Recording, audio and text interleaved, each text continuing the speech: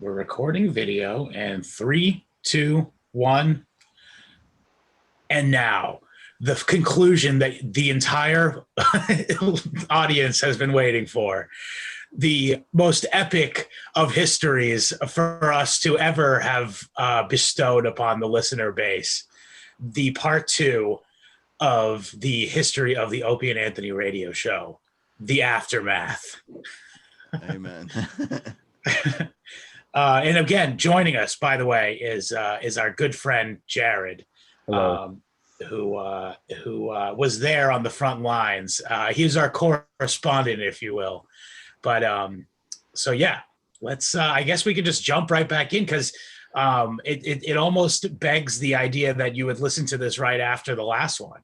So where we last left our heroes was the decline of Opie and Anthony. Right. Some of the armor starting to break as on-air fights and disagreements are. The grape fight. I think we touched on it a little bit. I actually haven't listened back, so I don't remember. And it also was 2.5 fucking hours. So. Well, I spent a lot of time in a car, so I re-listened to it yesterday to kind of refresh my brain about everything. So we talked about the grape fight, bringing up Opie used to eat yogurt, the F.H. Riley tweets that the little cunt won't look at me. Yeah. all of those things. But there, when again more stuff comes back to me. Opie had talked about for years the idea of franchising the show. Right. That was like his thing. And so like when guys got made redundant or something, they'd get their own little Opie and Anthony show. They'd put their redundancy pay into an Opie and Anthony show in their own mall. Something like that. Yeah. Wow. That's a hell of an idea.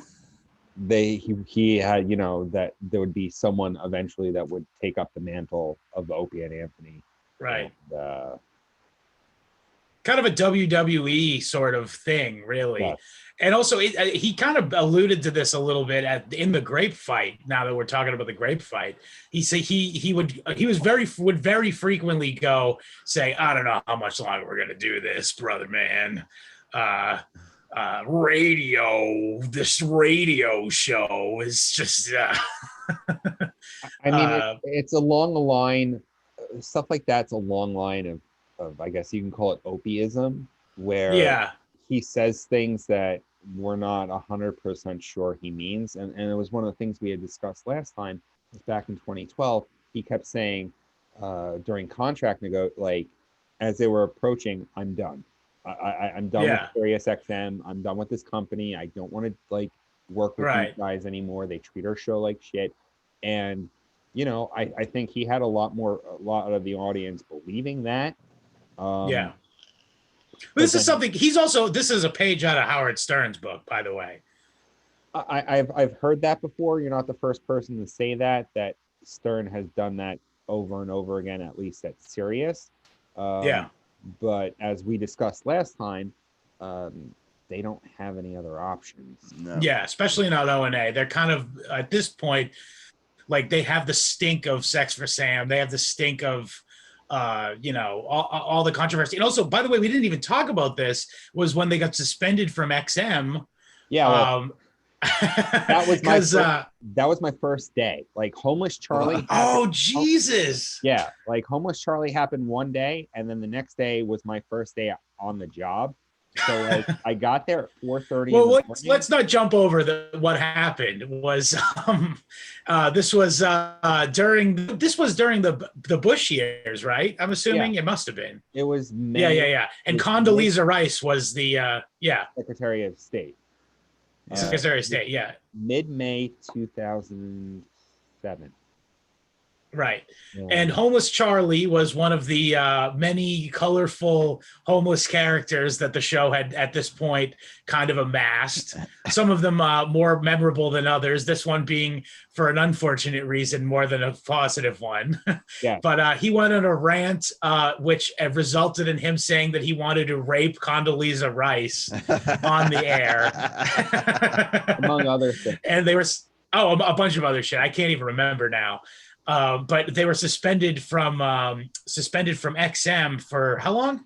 30 days. 30 days, right? But this was this. So the result of this was the K-Rock deal, or was the K-Rock deal already happening? They were already simulcasting and doing walkover at that point. Okay, So I thought so.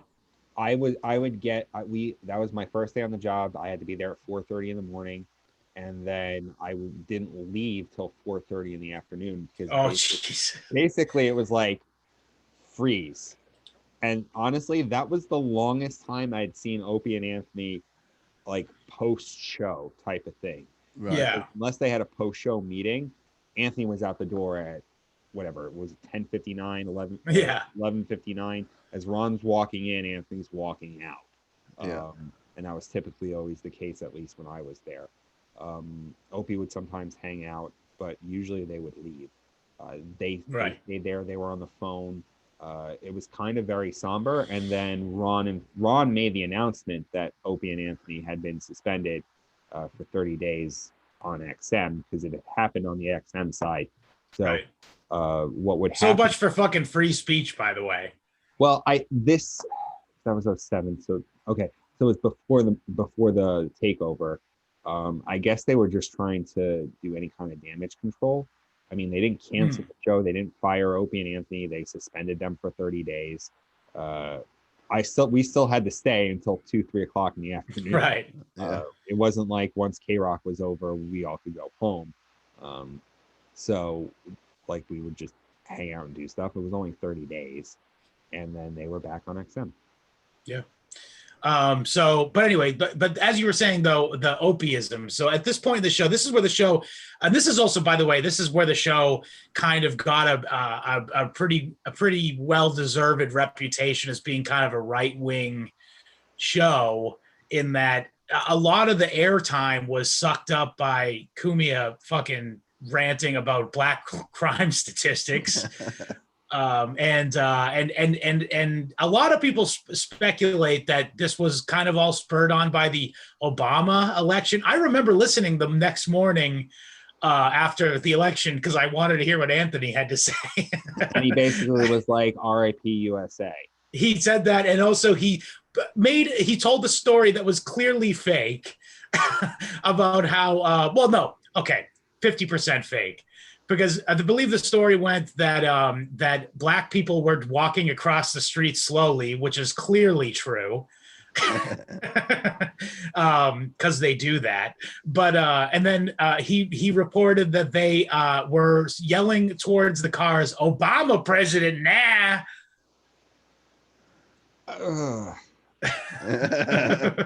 Hey, that's all you can say, isn't it? I remember election night.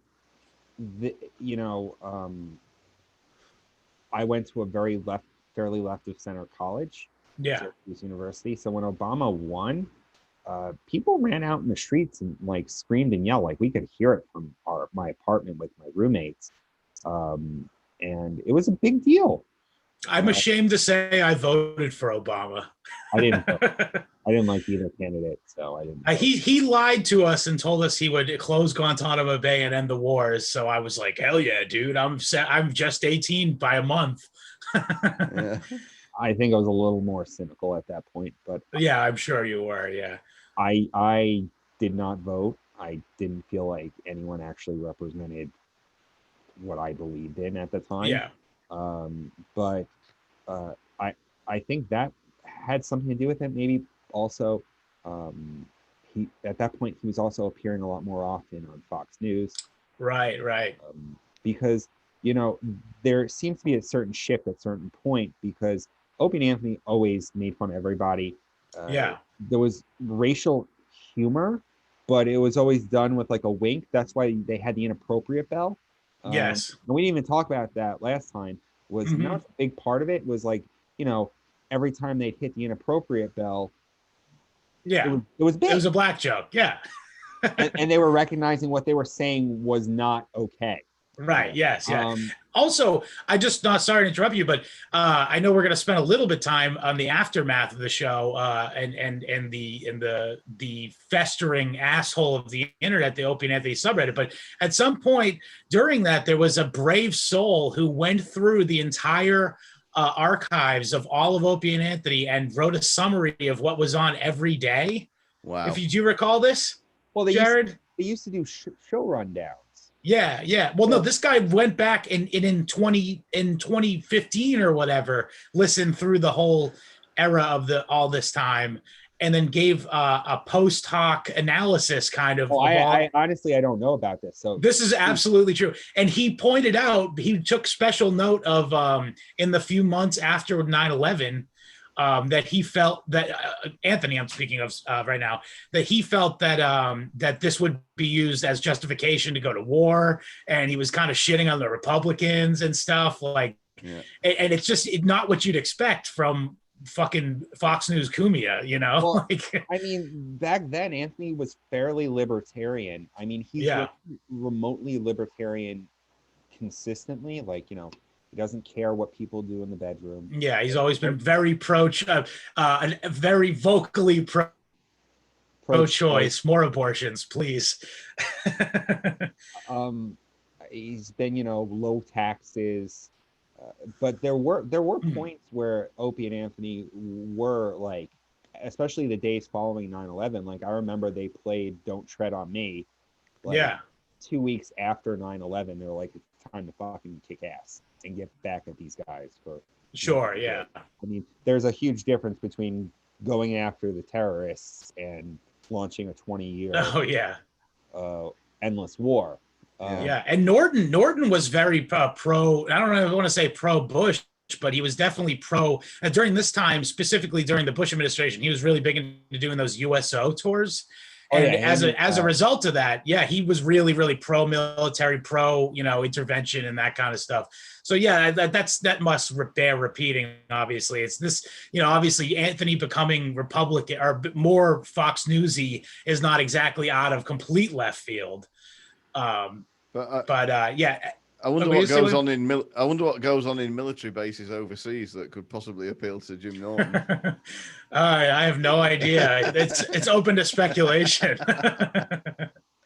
Yes. So anyway, in the waning years of the actual show, though, this became like I remember his coverage of the Trayvon Martin thing, and not for nothing. Like, full disclosure, I'm pretty similarly in the same camp as Anthony in terms of what his take on it was. It kind of, I don't want to go so far as the way he goes, but even I, listening to the show during the time period, was like, all right, dude, give it a fucking rest. I think that, when people are expecting to tune into a comedy show, getting serious every so often, you could expect it. It's like any kind of sitcom that always has that very special episode. Yeah. It adds to the humor almost if you have a moment of seriousness and then you go get back to the jokes, fellas. Yeah. So, but from what I've been able to gather, because again, I canceled my subscription. 2011, 2012. So, a lot of it's from people talking to me. It's from myself listening to clips on YouTube. It just seemed that basically Opie checked out. Candy Crush. Anthony was doing his racial tirades. And, Jim had stuff going on. I mean, he was busy doing Lucky Louie. I guess that's a little later, but he had this was this time period where he was going to be, I was going to say, but this was his time period where he was doing like furry vengeance, and he was trying to make a stab at being like a serious, not serious actor, but, comedic actor. Yeah. And, good for him. That's what he was trying to do. And too bad he has no acting skills. Sorry, Jimmy. So he wasn't around, and that's a lot. By the way, this is worth mentioning that this is a lot of the times where Bill Burr sat in a lot during this time period. And actually, by the way, that made for a kind of fun tension on the show when he would go argue with Anthony, because we all know Bill's a fairly liberal guy. Actually, fun fact: Bill Burr grew up less than 2 miles from where I'm sitting right now. It is also my childhood. This is the building my childhood home was. Oh, wow. But yeah, and also, by the way, it's so funny. This is a complete aside, and I'm sorry for derailing the conversation, but I keep hearing people comedians will often bring up Bill Burr in conversation on a podcast, and they all talk about how he's like he's a Boston guy, and he's like a real tortured, rough upbringing kind of. And I just want to dispel that rumor because I know exactly where the guy fucking grew up, and it's the nicer town next to my town. Well, and also his dad's a dentist. So he did well. Yeah, he did well. I just don't know where that perception came from that he's like, fucking Boston guy, rough and tumble upbringing. Not at all. I think it's something to do with the way he speaks. Oh, yeah. My mom talks like that too, but she's fucking not too tough upbringing, just saying. Right. But yeah, regardless, sorry for that little sidetrack. It's funny you bring that up because there's always been this narrative that Opie was the ship steerer. Yeah. And I've thought about ship this crasher too. Well, yeah, it seems like there's this two thoughts occupying the same thing, and they're the complete opposite. Whereas a Hegelian dialectic, if you will. Okay. Yes. The young Hegelians, right? Yes. Yeah. But yeah, he was the guy who basically said that any concept can basically be broken down into two opposites that are exact mirror images of each other. So Opie would steer the ship, but then he would just allow Anthony to go on hour-and-a-half long rants about race. Or one of my favorite examples is one day, Danny and Ron and Fez intern Lily got into an argument on air, and Opie tried to push this narrative of there being some kind of sexual tension. Right. And it was just like hot talk. Yeah, he's like, I feel like there's some sexual tension going on here, and there was clearly no sexual tension. And he knew the characters that were involved, and he should have just let the drama play out as it was, because Danny, knows how to play it up and go on air arguments, and Lily's a fucking cunt. So, is this the Asian chick? No, this is the other Lily. Oh, the other okay, I know. All right, yeah, I got you. So, who mysteriously was represented by Bob Eatonman, if I'm not mistaken. Well, you see, she ended up becoming Brother Weeze's sidekick for a while. Okay. Which I don't really fucking understand. Because she was a mother hucking good broadcaster, evidently. Whatever. In my experience, I've found that ladies called Lily are always really down to earth. Maybe it's an English thing. No, it's always been. I mean, like, you have to be such a pretentious douchebag to name your daughter Lily. That their upbringing. They're almost always cons. Yeah, kids called Lily are going to be brought up that way, aren't they? True. As a counterpoint, my father-in-law has a cat named Lily, and she is an exquisite feline. My nana was a Lillian. Yeah, sorry? Did she go by that or Lily? No, no one ever called her Lily. She always went by Lillian. Yeah, I don't even know. So because I assume the girl's name Lily is like Daisy, like being named after the flower. Right. Anyway, people could be named either or. Yeah, I guess Lily can be short for Lillian. But, yeah, I guess. I mean, if I think of a Lillian, I think of like older version of Stacey Pressman.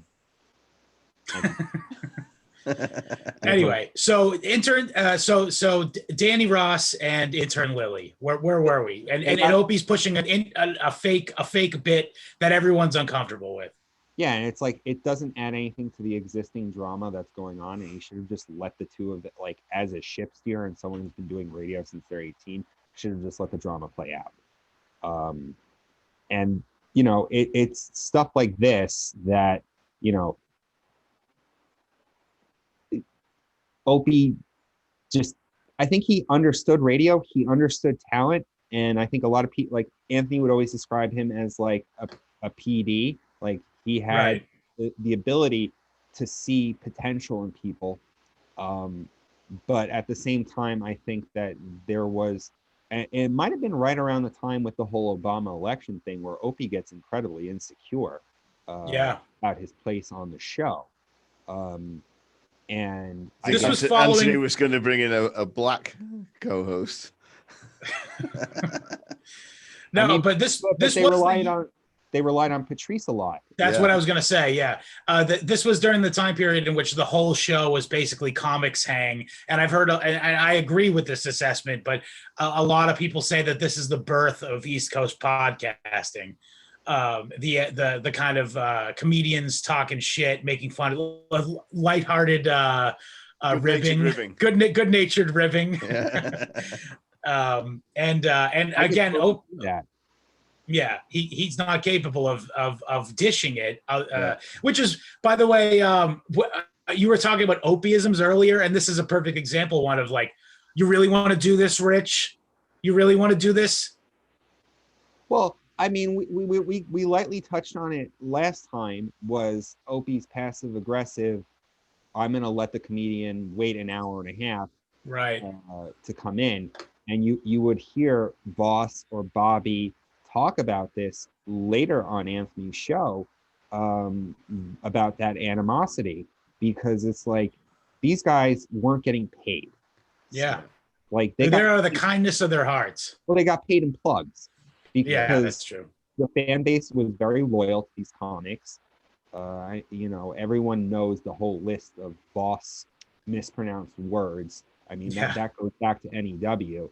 And even at Sirius, they had a whole list of great minds think a lot. Yeah. Pafo or whatever he said. Pofa, yeah. Yeah. I'm actually on the OApedia right now. I could pull up a full list if we really wanted it. I'm sure it's probably the same exact list that they had in the studio. It is, yeah. And it literally went from the top all the way to the bottom of the door. It was one of the funnier things. Going back to the Patrice thing, though, it's like, I think, I mean, it's nothing like it was, no doubt, but I'm a part of it. There is like a new global audience for the O&A show and everything that's come from it, which has come from people finding Patrice clips on YouTube. And so in that sense, I think, Patrice really did give the show a new lease of afterlife, if not a new lease of life. Absolutely. And I think a lot of people from your era of discovering it after the fact, and listening to, and like through clips of Louis or through Bill or through Patrice, finding out Opie and Anthony, because you get a lot of people from the subreddit, which, is basically the living embodiment of all the message boards have died out. They all say that, like, once Patrice died, that was the end of the show. I honestly think that, as we discussed last time, it was a slow death. And it started after the takeover when, they went from this really nice, their own studio with their own office, like a big, huge office, big, huge studio. Audiences could come in. Like, XM treated them really well, to being relegated to this little corner studio where they couldn't do anything. They had to rely on they couldn't do anything. They had to rely on their friends. So I can understand from their perspective, Patrice dying would be like, I don't think it's the final death now. Yeah. I think that they died by a million different cuts. Right. And Patrice was just a huge blow. That was like a more like getting stabbed in the spleen. Or the vital organ. Patrice's death was like a similar to that for a lot of things, really, wasn't it? Like the world would be a better place if he was still alive. Sure. Absolutely. Yeah. And everyone's always asking what would be Patrice's take on X, Y, and Z. Yeah, exactly. And that means a lot because people always ask the same thing about George Carlin or Richard Pryor. And I think it's a testament to Patrice's being absolutely hilarious. Yeah. But to say that Patrice, after he died, the show like was dead, it had been bleeding out for at least 4 years before Patrice's death. Right. So to go back on, like, and we can fast forward to Anthony the day. I was just about I was about to, but also I was just going to say, basically the only consistent bit that I recall from this era, this last years after, Trayvon, all that stuff, was the apology clock bit, which was universally regarded by, at least from what I remember from online activity, as a fucking stupid, annoying. What was this?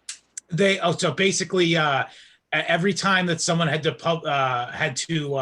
publicly apologize for something, for some PC offense, basically they at the time, at the end of the Opie and Anthony show, they were what stand-up East Coast podcasts were for the next few years, where they're like, fucking PC, man, fucking sucks, man, you gotta have freedom of speech, man. So every time someone had to give a public apology, they would set the apology clock back to 0. Is that like an OSHA calendar?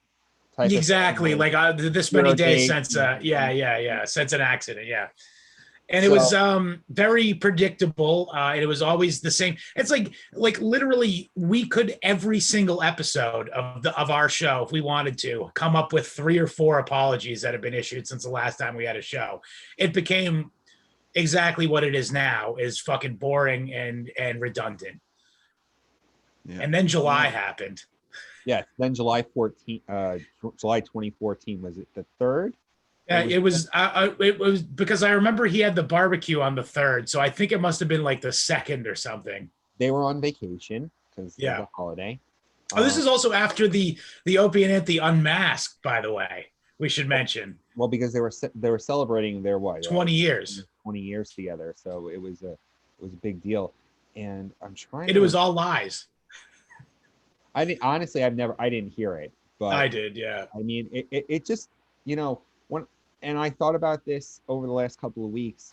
I always thought it was strange when I interned there. They never talked to each other, like, off air. And I just, you think, okay, they've been doing this for a really long time, but like, once the show ended, they just did not talk to each other. And I always thought that was a weird thing. I never brought it up to anybody. Well, it's like a marriage, isn't it?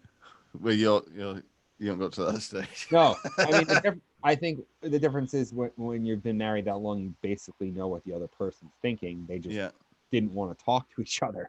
Yeah. So, and I mean, we briefly brushed on this whole fact that Opie was supposed to be the boss, but didn't want to be the boss. Right. Or so he says. Well, I again, another Opieism. I never wanted to be the boss, but it just fell on me. So I mean, you could have just hired someone to run the company then for you, right? Or let you. And they had Tim Sabian in there for a while. Why not just have him be the fucking boss? Well, because here's the thing, and I got into a discussion on the subreddit a while ago when there was the actual Opie and Anthony subreddit. Right. So this was years ago at this point. Some guy made a really valid point that Opie needs to have a boss. Right. Like, without a boss, Opie has nothing to be the rebel without a cause. Right. Like, he needs to be able to literally rage against the machine. Yeah. Pun intended. Yes. He needs to be like, I'm going after the man. Yeah. And you could, like, from everything that I've read and the research I've done and the things I've listened to, there used to be a bit called Angry Typing Guy. An Angry Typing Guy used to be very critical of Opie. You're just the button pusher. Yeah. Right? Yeah. And then it became Harry the Hater. Oh, yeah, Harry Hater. Oh, my fucking God. That was Opie's very, very poor attempt at having a character. Well, Harry, like I said, Harry the Hater used to be Angry Typing Guy. That was the character at NEW, because they used to call Anthony the Talent and Opie the Board Op. Right. Which, well. I guess it was true. And then at one point, I remember on NEW, they discussed the fact that they were both worth $100 million, but Opie was worth $150 million because Opie was a part of the Broadcasters Union or something like that, because he was like the board op. That was like a joke, and they kind of like, gave each other a wink and a nod type of thing. Yeah. But I think that it goes to the testament that, all this time they hated each other. Yeah. Yeah. And you wouldn't know. Right. But anyways, but so going back to Harry Hater. Oh yeah. Opie was always the one that couldn't take criticism well. Right. I think that there is a firm difference between someone who's trying to be like, hey dude, like I listen to the show regularly. Here's X, Y, and Z. And then there's the angry typing guy, you suck, you fucking hate. Oh shit. yeah. Like, there's a huge difference between giving legit criticism. Yeah. And I feel like a lot of these guys, they chalk everything up to Harry Hater. Yeah. Right. It's also kind of I hate to invoke this because they are in fact boomers, but it kind of is like a boomer mentality. The idea that any sort of little people must be full of, it must be a guy who lives in his mom's basement. Yeah. I remember you're anonymous, so you don't count. But like I don't know, I might have even said this on the last episode, but like the whole point, the reason that listeners are anonymous is because they can get fired from the job for being associated with your fucking show. Well, I mean, the whole point of like coming up with names, like, you would have Redding from Whack Bag or Dugout Doug. Like, yeah, it was the Ronin 23. Yes. No, he originally, before he was the Ronin 23, he was Tussle 69. Tussle 69, yes. But the only reason I remember that is because that kid was a fucking meme, like a legit 4chan meme, that guy. I think I've seen Josh's pictures on the internet, besides the Opie and Anthony subreddit. He was a 4chan Encyclopedia Dramatica tier kind of meme, and then he would often be used in those demotivational posters. And it's funny because this is just the testament of and the reach of the show. Yeah. Like someone like him who was a guy like us who grew up listening to the show, as a huge diehard active fan. He certainly was a huge fan. R.I.P. F. So getting back to the day, I mean, we see now social media, everything coming full circle. Because I remember when interning there, Opie talking about Twitter for the first time. And this is going to be the next big thing. Yeah. Little did he know that Twitter would be like the end of the show. Literally the end of the show. Because, it's early morning hours in Times Square. And I actually, if I'm not mistaken, the photography thing had been a semi-recent, a recent hobby of Anthony's, and he had recently just spent a shitload of money at that Hasidic camera store. B&H, yeah. Yes, my mom used to teach junior high school photography. So whenever she needed to buy equipment, we'd go down there on like Sunday. I'll get you a good deal. Yes. Maybe we can get the deal. And actually, when I was a kid, I was a little fat, chubby kid, and this Asian guy came up to me and rubbed my belly for good luck. Awesome. So it hit all the stereotypes there. Oh yeah. Asian photography guy, fat kid brings Buddha. So B&H is like in New York City, like the place if you need any kind of photography or videography equipment. But they're closed on Saturday because it's the shop. Anyway, Anthony had recently gotten into photography, and and one of his late night he had to have been shit-faced, I'm assuming. And he had been staying at his apartment in the city, which is I think he got rid of it now actually, but it was just outside of Times Square, if I'm not mistaken. A crash pad. Yeah, which is smart if you're rich. Yeah. But and then if you don't want to live there, you can always rent it out and charge Yeah. top dollar because that's prime real estate. Absolutely. And so he went out again, assuming shit-faced, and was taking pictures of Times Square. As he correctly in his later defenses stated, it is literally the most photographed place on the planet. It is. Yeah. But he decided that he thought it would be a cool artsy photo to take pictures of hookers in Times Square. He took a picture of the wrong hooker. She might have had a rough night, and I guess she didn't want to be photographed, so she got defensive, and it apparently, according to Anthony, got physical. I believe, by the way. Anthony, as everyone knows, is a avid 2A advocate. Right.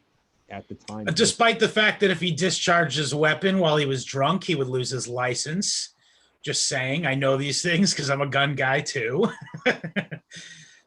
I think that's why he didn't pull it out. Right. But instead of calling the police, Anthony. I think he did call for a cop. I think he yelled for a cop, but there were none around, which is odd. But there was also a group of young scholars nearby, and they were laughing at him because he was getting hit by a black woman. Which if I was there, not gonna lie, whether I knew it was him or not, would be fucking laughing. I'm not gonna lie. And he said, "Hey, this is not your show." Yeah, he quoted Platoon. Yeah. Oh man. And proceeded to send out a barrage of tweets. Oh, I should have pulled this up ahead of time. Do you want me to pull up the full list?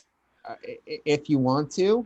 But for sake of the history aspect. It's your show, so I guess it's your guys' call. But hang on, here we go. BuzzFeed News, here we go. Or Rolling Stone, here we go. This is good. I'm just curious, William, in Great Britain, has this ever happened, like something similar, where like someone sent out tweets and they got fired for it? Well, people have been arrested for sending a tweet here. Like a threatening tweet? Or like what Anthony put out, where he just basically put a guy got put in jail for wishing ISIS well in guarded terms. He literally said, "I wish the caliphate well," and he got sent to prison for it. So it's way beyond fucked here. Okay. I mean, I'm not pro ISIS or nothing, but like I believe people are entitled to think it's all right if they want to and say so. So I would preface by saying that if I'm correct, Scott, I know you're looking it up, he doesn't actually use the N-word, right? He pretty much did. Here we go. He said, okay, so I'm taking pics in NYC and a black girl who was in frame punched me in the face.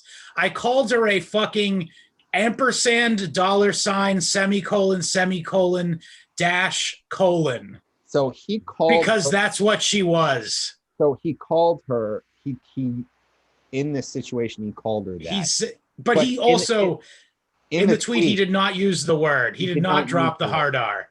So, but everybody knows what the fuck he was trying to say. There's 2 semicolons as the G's.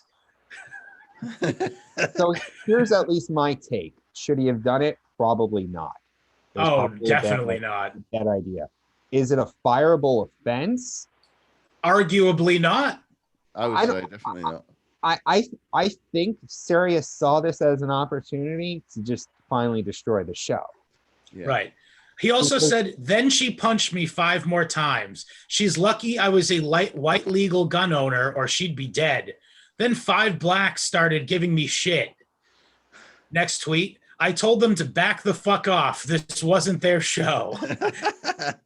The cunt then punched me again. Seems white boys don't hit back. Lucky savage. Next tweet.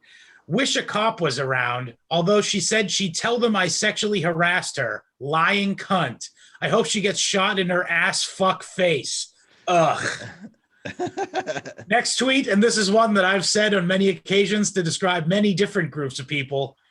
They aren't people. Oh. Next tweet. I'm fucking livid. If I was an illegal savage, I'd have shot her. The IR violence in her was so predictable. I hope she gets killed. Next tweet. I'm not making a great case for him here. Next tweet. It's a jungle out in our cities after midnight. Violent savages own the streets. They all came to defend this pig. I had to yell like at dogs.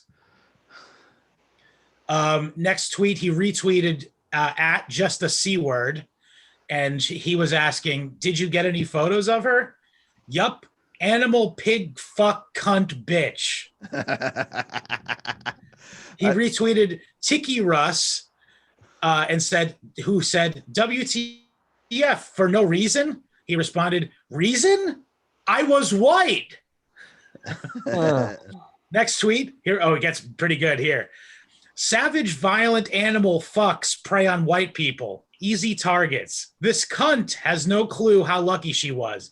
She belted me 10 times. I had a gun. He retweets Ron LR2, who asks, so what started all this? He responds, I was taking pics in Times Square. She was in a pic. Violence was her answer. Animal, all caps.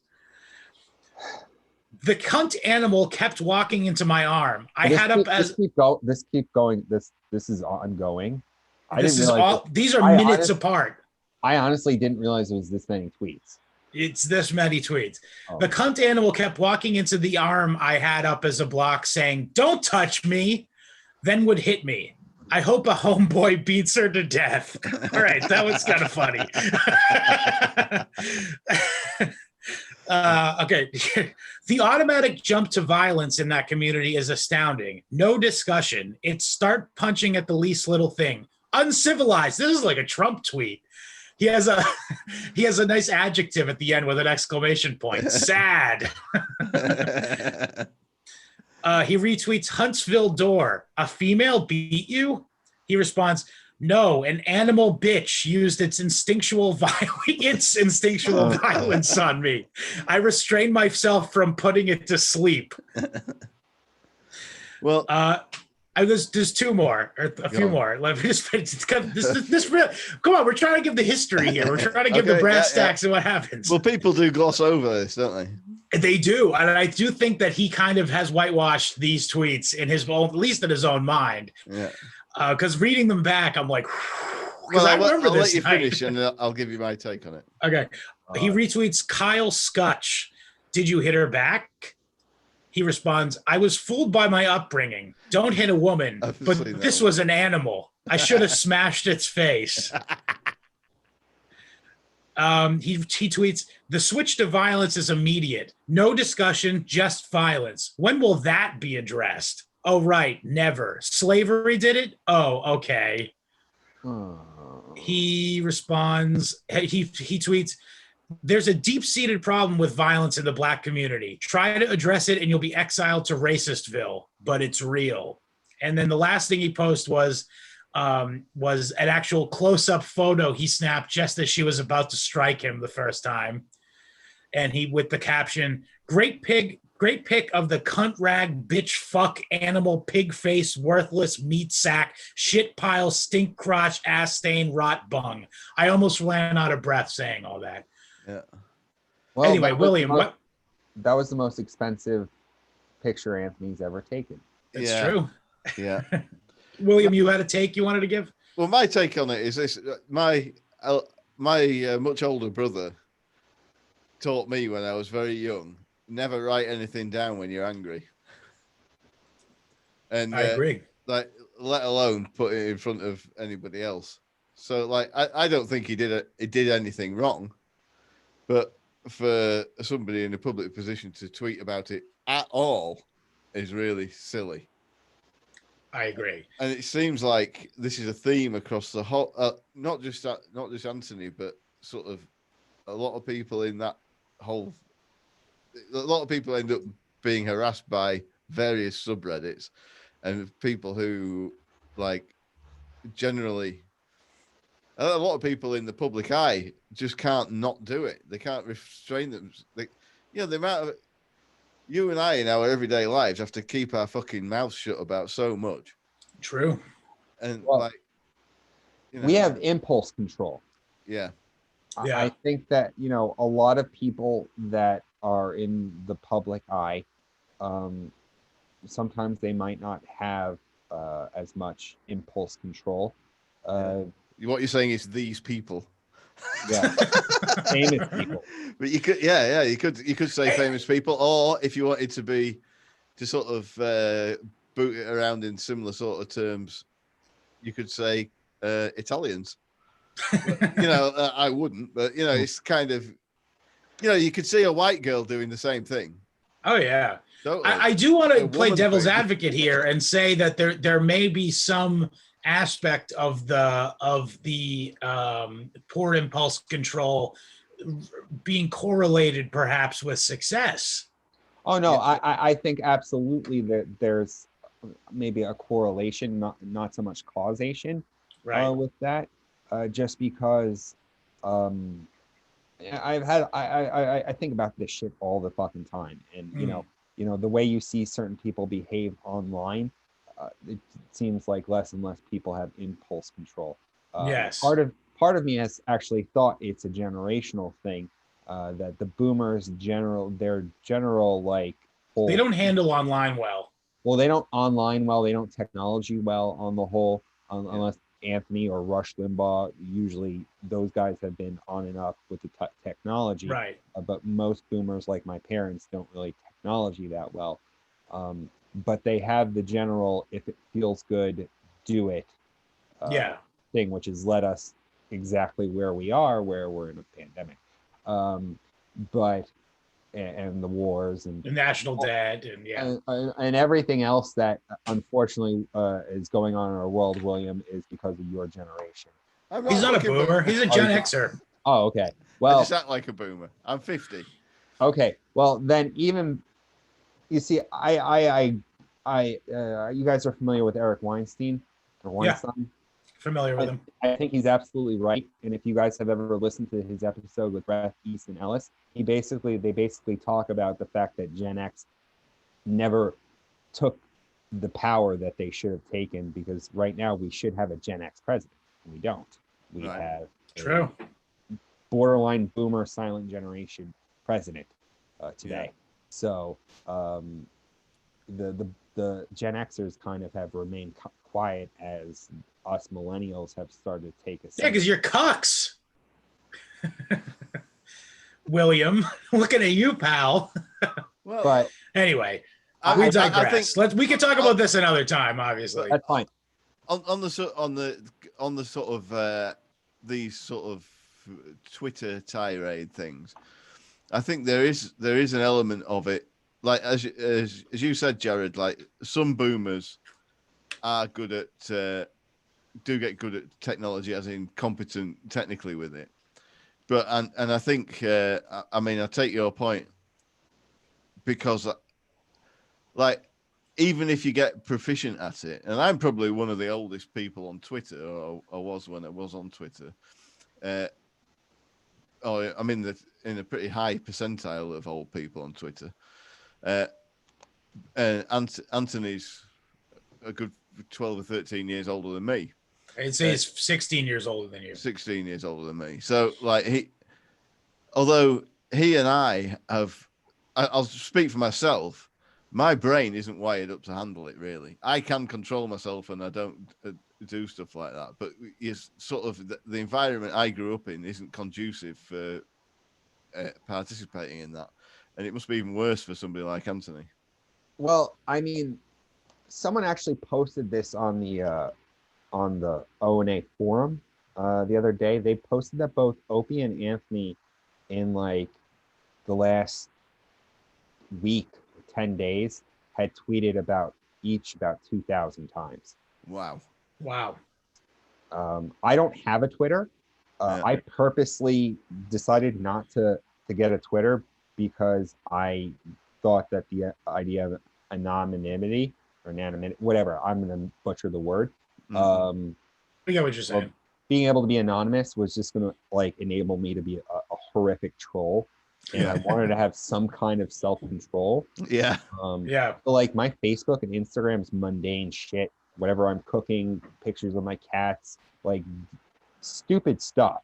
Like Right. I guess more like a boomer Yeah. on it. Like I try to fit. I got into a political argument earlier today, but I try really hard to stay away from that stuff because of what I've seen with Anthony, and what I've seen like with the subreddit has basically like led me to like just not fuck around on social media because it's just not healthy. Yeah. Like it's not only an addiction, it's also like rage. Yeah. Because it amplifies, social media amplifies. So if you're an angry person, you're only going to get more angrier. Part of the Facebook algorithm, and they've openly stated this, is part of their strategy for keeping you on longer is to switch between showing you something that's going to make you feel good and feel bad. So because there is some sort of perverse glee sometimes you'll get, especially if you're that kind of person, to get something that enrages you, but then they kind of reel you back in with a cute cat picture or something, and it's deliberately it created for you to see more ads. Like, this is no mistake. Yeah, and I think the rage is the addictive part. It's getting absolutely arguments with people and stuff. And like I can when I'm doing well, I can control myself and go, just accept that I don't agree with anybody, and I'm not going to change anybody's mind. So you're not going to change anyone's mind, especially on social media. Yeah. So you might as well just post pictures of your cats. Yes. Yeah. And then whatever. That's why I like Instagram much better than Twitter. I mean, like, I don't have a Twitter. I've had people, I've noticed, like, I'm like, I can technically have access to the History Homos pod on Twitter, and I sometimes will get a notification through my emails or something. And sometimes I'll see people being like, "Oh, does Scott have a Twitter? Does Scott have a Twitter?" I don't have a Twitter. I won't have a Twitter. And if you want to find me, you can see my cat and food pictures and somewhat political memes on Instagram, because it's such a more chill platform, and it's stuff. It's to last. Like, a tweet is so disposable. I think Kurt Metzger's, he said that being mad over a tweet is like being mad over a fart. Yeah. Yeah. It's like a fart. Yeah. Women are really good at it.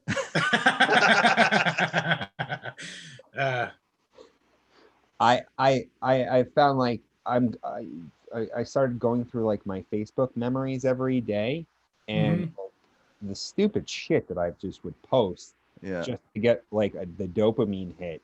And I feel like a fucking asshole for like wanting to like get a viral Facebook post and a bunch of people share it and all that stuff. And it's like it's not worth it. No, it's bad. I got rid of my Facebook. I still have a Facebook, but like I say, I post I post pictures of my cats, and I'll be like, if I see something cool, like today I saw another ad for the Evil Dead video game. That's the type of thing I would tag a friend in who I know will be like, this is incredible. So like that's how I try to steer my Facebook. But to go back to the show, right. So needless to say, he sobered up in the morning and said, "I've made a terrible mistake."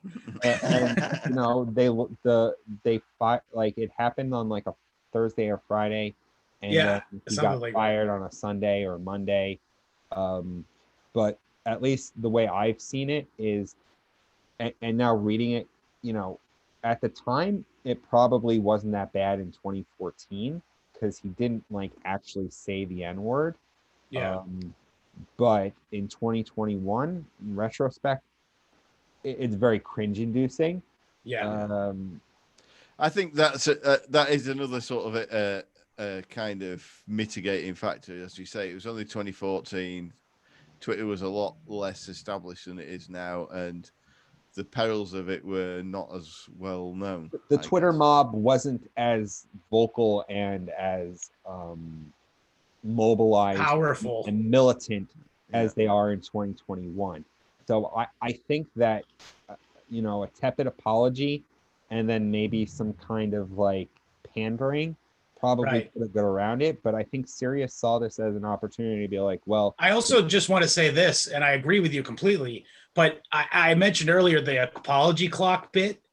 That was an absolute death blow to any notion that Anthony could apologize. It would lose all credibility with the fan you know base. What? They've said that for years, that their whole thing was like to do tepid apologies. I mean, they even cut out Imus's "I'm sorry I did that," and they'd occasionally play that, like, you know, as like a fuck you, like the apology thing. Like they've always ragged on apologizing. So I mean, if that could save the show and save his job, and he continues to make millions of dollars, and this actually just occurred to me, their contract, because of Opie's negotiating tactics, going back to that, if they had signed a long-term contract for 5 years, they might have been less inclined to fire Anthony. Yeah. Because he only had 3 months left in his contract. Right. Yeah, he could have been paid. They would have had to pay him out if they were going to fire him either for had to all pay that him time. out. They either had to pay him out if they were going to fire him, or keep the show going. Yeah. And then at that point, you know, if they had signed a 5-year deal, another 3 years later, it would have all been forgotten about. It would have been forgotten about, and the Opie and Anthony Show would still be on the air. This was my take at the time, and I think this is a pretty common take amongst the fan base, was that if he had just not tweeted or said, or even tweeted, "I just got attacked in Times Square. We'll talk about it in the show next week." You know, and if he had just brought it to the show and said all of the most vile racist shit imaginable, said the N-word on air, fuck it, I'll even go so far as to say they would have skated, because at the time the show was fucking full 1488 practically.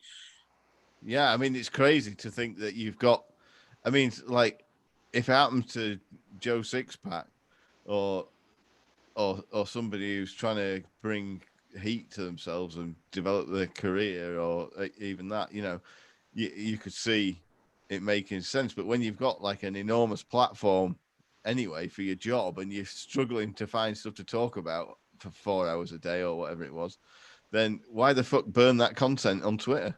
Bingo. Well, I think that it's the Twitter addiction. It's probably the Twitter addiction. I think he was probably very angry, and you know, when you're angry, there isn't any kind of there's less impulse control.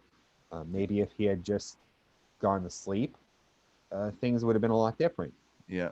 But you know, I mean, it's easy to Monday morning quarterback it, isn't it? It's, I mean, you know, it sounds bad when you read all the tweets out, and it looked bad when you read them, I guess, at the time. But it wasn't the same time. No, I think that they just looked for an opportunity to get rid of it. Yeah, I agree. Yeah. And because then contract negotiations roll around, and if Opie's displeasure is actually true, they don't have to pay Anthony, and they could probably get Opie for less, because at the end of the day, and I think this is the crux of the show and their futures, is the sum has clearly always been greater than the parts. Oh yeah. That the three of them together had magic, and that anything since then hasn't lived up to it. You know, it's a lot like Audio Slave. I think they were a great band, but people were always saying, well, they're not Rage Against the Machine, and they're not. Well, Jared, it's been nice having you on the show. Anyway, go on. Sorry. No, but it's just, you know, they've never been able to recapture any kind of magic. Yeah, no, I get what you're saying. Yeah. And yeah, I mean, like, they weren't looking, and this is the big betrayal, really. And I do agree with Anthony's post-talk assessment that Opie was very, very glad. This was a godsend in his fucking pea brain, that this was his out for him to become a more mainstream kind of morning zoo kind of you know, radio Jocktoberable show. Well, and this was going to be, and he was going to be still somehow maintain the audience that they had built. I mean, I think for a really long time they tried not to like, you know, rock that proverbial boat, because Jim was still doing the show with Opie. Right. Anthony was not sure at the time, once he got fired, what he was going to do. Mm-hmm. And then even when he started the Anthony Cumia show, he was trying to feed off the goodwill, and a lot, we haven't even talked about the fact that a lot of the fan base had already turned against Opie.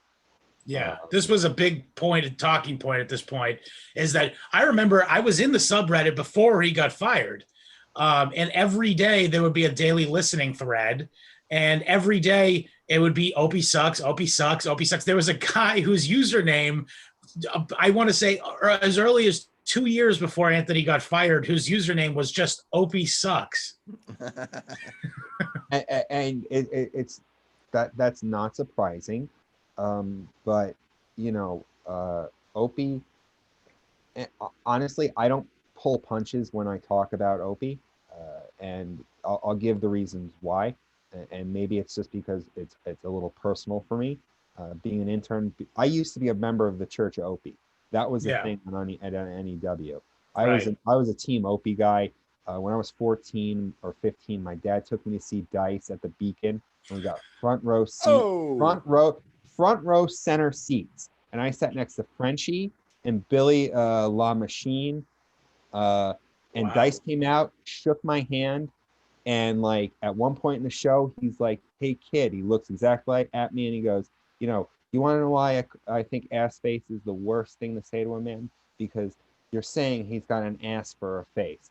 Oh, like it's all classic Dice. It's him humping the floor, going hot soup, and I'm just like, I'm crying, laughing, and then Opie comes out at the end, shakes my hand, and then years later I would intern. But like I was always a big Opie fan, and for me, Opie didn't help a lot. And we touched on this. I mentioned it last time. He didn't really help a lot of the interns find work. Right. And, which is something he easily could have done, by the way. Oh, absolutely. He, like we said about Pat Duffy, he probably could have called Eric Logan before the merger and been like, "Elo, hire this kid." He could have helped a lot of the other interns like Craig or Bon Jovi get jobs with the company. Maybe not necessarily with Opie and Anthony because they had such a large staff at the time. There's still 60s on 6 promos that need to be cut. There's 60s on 6. There's Raw Dog. There's comedy bits that need to be cut up. Like there's all Cousin Brucey. Well, he's not there anymore. Well, I mean, he was at that time. But like there were so many things that like Opie and Anthony could have been, and Opie should know better, being that he was the quote unquote radio guy. He knew how hard it is to get into the business, and especially at that time. Like when I graduated college, all people were looking for were promotion positions. Yeah. Very few like companies looking for call screeners or producers or any kind of like production people. It was all promotions. So if you wanted to get your foot in the door, you had to be a member of the street team making minimum wage. And Opie did absolutely nothing to help any of the competent interns get jobs. Right. And let me speculate that had Opie, helped, he would have had an army of people when he got fired that he could have gone to and helped them get gainful employment. Whereas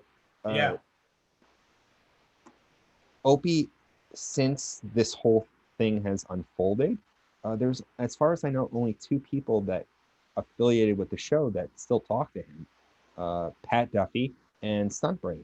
And Stuntbrain really wasn't with them that long. But that's it. Out of the list of interns and producers, 2 people, I think it says a lot.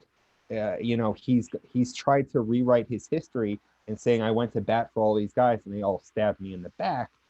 But I mean, we talking about contract negotiations. I mean, if you're the head of the show and you don't let your team in on what you're doing, and every time contract negotiations roll around, it's the stressful, will I have a job? Will I have to go find another job?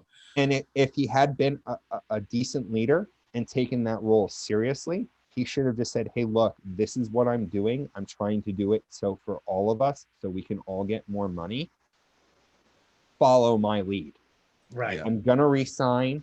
I'm just hoping to hold out for the last minute. And I think that probably would have relieved a lot of tension that people like Danny and Travis and Eric and all the other, Troy and all the other production staff had about whether or not that the co-host was going to resign. And he's like, I don't know, but from what Anthony has talked about, like during Greg Shells, it always sounded like he didn't let anyone in on what he was going to do. Yeah. Which again goes back to an Opieism. Opie likes to play this. Opie is a character, and he used to do this whole thing where he'd say, "This is Greg." Oh yeah, the guy who plays Opie on the Opie and Anthony Show, and he would be real, quote unquote, real for a minute. Opie's admitted that one of his heroes is Andy Kaufman, so I feel like I doubt he got anything Andy Kaufman ever did. Well, this is what another Opieism is, him saying this, and that, you know. Yeah, he's a student of I almost said communism. A student of comedy. That was one of his Opieisms too, if I'm not mistaken. So, like, for him, this might have been him doing a piss poor attempt at being Andy Kaufman, but you don't fuck around with people's lives, like their livelihood. Like, these people need to know whether or not they're going to be having a job the next day, or they should be getting their resume together. Right. It's unprofessional for someone who's been working in an industry to do that, and I just think it's poor leadership qualities for someone who, you don't want to be the boss, but you are the elder. A lot of, all these guys are much younger than you, your staff. Yeah. They're dependent on you, and financially, yeah. Like, you guys, you're tied together, and you can't fucking do that. Like, you got to let them in, so maybe they could give you feedback and help you and help strategize. I mean, more heads come up with different perspectives. You might be able to get something better. And like Anthony had always said with the Greg Shells, is that, go for the 5-year deal, because that's job security. Yeah.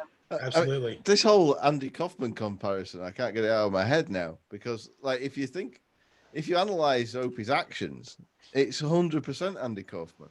Well, he's live streaming from the beach, showing a bird, sort of spinning around in the streets and yell at Joe Rogan. Yeah, I mean, he's either. He might even be greater than Andy Kaufman, because if he's playing a retarded guy for fucking 54 years or whatever. Because people eventually got hip to Andy Kaufman, didn't they? They realized that, oh no, it's an act, but they've never realized that with Opie. So perhaps he's like the ninja Andy Kaufman. I don't know. Bravo, brother, man. If that's the case, then and I sent this to Scott earlier this week, and because I know Anthony and Dave talked about it on their show. Opie basically put out some tweets saying that if he really wanted to, he could be bigger than Rogan. Yes, which is something we kind of touched on last episode, because you were you posited, I should say, that it had Opie and Anthony had left together and started a podcast network, that they may be bigger than Joe Rogan, and I'm inclined to agree. Well, yes, but going back to what I just said, the sum are always greater than the parts. Right. So Opie on his own is literally has steered himself into obscurity. Yeah. No one knows or cares about Opie. And, if God bless him, if he's happy doing what he's doing, but, having listened to the show for so long, I kind of feel like I have these guys, like, I understand them. I get them. And I just think that professionally, like, personally, I think Opie's great. Like, he's got 2 kids. He's got all this money, he's got a beautiful wife, like he's got like an incredible life where he could basically do whatever the fuck he wanted to do. Right. And to have that kind of financial security and to have like a stable family life, that's incredible. Yeah, good for him. That's great. That's ideal. That's what I think a lot of people want. But professionally, I think he's in hell because when Opie did get fired, and we can talk about that now. We'll get to that. Yeah. Well, let's rewind a little bit. Let's get back to. I remember listening the next Monday after the week that they had off for vacation, and it was and they streamed directly to YouTube. And by the way, for years they had been bitching about there being no video element to the show. That was one of the things that they were always bitching about, that they couldn't get cameras in there. So it was kind of a surprise for the fan base that the first day that Anthony was gone, they would have video live in studio. And I remember Ron Bennington came in early, and he sat in with them for a while. And this was before Anthony had announced that he was going to do the Anthony Cumia show. But and there was wild speculation in studio as to what he would be doing. And I think this is also, by the way, the birth of the short-lived Joe DeRosa feud, if you recall this. Because over the weekend, Joe had been on Rogan, and he said the famous, "I don't know if I can hang out with Anthony anymore. What are my black friends gonna think?" And I remember Norton kind of went at DeRosa on that episode. Well, I mean, if you think about like what they did for DeRosa, I mean, they gave Bill Burr a huge platform, which helped his career, and then in return, they did a Saturday Night Virus show, Misinformed, and Joe DeRosa was a sidekick, and that gave that raised Joe DeRosa's IQ from an unknown comic to a fairly known comic because Bill Burr, his IQ was his buddy. Was his buddy, and all these comics like help their buddies out. So, like to just completely turn on someone who's helped your career tremendously, I don't know. Yeah. And that you were friends with personally. I mean, they were drinking buddies. Like, they are now again, by the way, for what it's worth. That was a pretty short-lived feud, but at any rate, I mean, Anthony took that very personally because. I think he should have. He should have. He should have. I would have. If I helped someone out and I was friends with someone and we were like friends outside, and then they were worried about what their black friends were gonna think about hanging out with me. Fuck you, buddy. And you got to think that, like, for Anthony, this was the lowest point in his career. Yeah. Yeah. Like, you don't do that to your friends. Agreed. Like, you text them and be like, "Hey, dude, are you okay? Can I help you with anything?" I mean, that's what a friend does. It does. Fucking Sean Hannity retexted Anthony after that. It speaks to it speaks to the great guy aspect of Anthony, that he's friends with Joe DeRosa now. You know that, like. He's a pushover. He's like me. Yeah. He lets people back in real easy. Yeah. Well, if they were able to work out their issues, and now they could be friends. Good. Oh yeah, I'm glad. Yeah. I'm glad to see it. Yeah, of course. But anyway, honestly, it's the best. The best shows are when Joe DeRosa's on the Anthony Cumia show, because it just makes him do voices all the time. That's true. Yeah. He just goes, "Oh, come on, Anthony, do dice, do gay dice." Yeah. So anyway, so in the next week, Anthony kind of circled the wagons with one Keith Maresca, as we mentioned in the last episode, aka Keith the Cop. And their plan was to use the studios. I don't know if we mentioned that he had been doing this show on what did it stream on? Was it on livestream.com or something?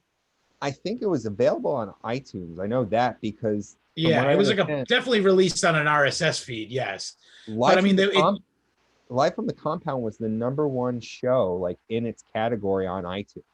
Wow. Right, and it was Anthony getting shit faced and spraying Bobo in the face with bleach. And taking out his guns, getting drunk with the whatever girlfriend he was with at the time. Like, it was just Anthony having fun and being Anthony. Right. And sometimes that was a fun thing to watch, and sometimes it was very, really, yeah. So did you ever see the one where he confesses that, I don't even know if I want to bring this up, but it is a matter of public record for, in the words of Norm Macdonald, but he did confess to his age cousin that he wanted to fuck her when they were kids, and he's clearly very drunk and probably wouldn't have said it if he wasn't very drunk. And a couple other embarrassing moments that are, and you just Google, What's embarrassing about that? just search on YouTube Anthony Cumia cringe compilation. Look, when you've been broadcasting for that long, and like us, we've heard every aspect of his life. Yeah. We heard about Dreamweaver and Fort Richard and the spaghetti being flown against the wall. And how they used to talk about how hot Anthony's mom used to be, and like all of those things that, like, that sort of thing. I think it's a lot of these. I've watched a lot of documentaries about it, and to be honest, it's really, I mean, it's entertaining and all that, and the good documentaries, but you can't judge somebody on like if you go through like a whatever it is 30-year 40-year broadcasting history of somebody, 30-year broadcasting career of somebody who's been trying to be funny the whole time, and then pick out the things where he's made fun of himself, made himself the butt of the joke by saying something which is probably has a kernel of truth in it. I'm thinking about a story with a green dress in it. Yeah, exactly. Like stuff like that. It can be true, but or have a kernel of truth in it. But you're telling it in a way to make yourself look bad for the bit, and it's like, someone's made a long successful career of doing that, and then to clip it all up and say, oh look, he's a this and he's a that. It's like, I mean, I guess it's going to happen, and it's fair game, but you can't really judge a guy on that. Yeah. Kind of anyway, but the long story short, Live from the Compound was a show that he would do extracurricularly from the Opie and Anthony Show. He had set up a sound for that. Yeah. No, he ran the board. He would screen the calls. Ran the green screen, everything. He had his own little Zoom button, fucking for soundboards to say "Stop whining," and you can act like a man. He was a one-man show, and anyone you guys produce your own show. That's not easy when you have it's a lot of work. Producer and the talent. Yeah. So kudos for him for being able to do that, and then turn it into the Anthony Cumia Show. Yeah. And he had a lot of goodwill with a lot of the fans. I was a day one subscriber. I'm not ashamed to say. I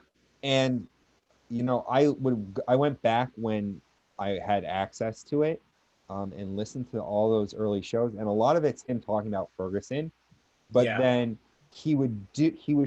I think they were trying to recapture classic Opie and Anthony, because at one point he had some random dude come in, and then Bailey J gave the guy like a Brazil wax or something. Yep, like that. I remember that. Yep. And like you could tell, like he had dice on, and they were hanging out at the pool. Like you could tell that he was trying to recapture the golden era of Opie and Anthony, the shock jocks, but having fun and drinking and that party atmosphere, because it wasn't in the mornings anymore, because Anthony knew that he wanted to drink all night. He wanted to drink in the afternoon. He wanted to sleep in and then get up and do a show in the afternoon. Yeah. Which, I mean, I think that, and while we talk about alternate history, if Opie and Anthony had went to the afternoons, I think that probably could have saved the show.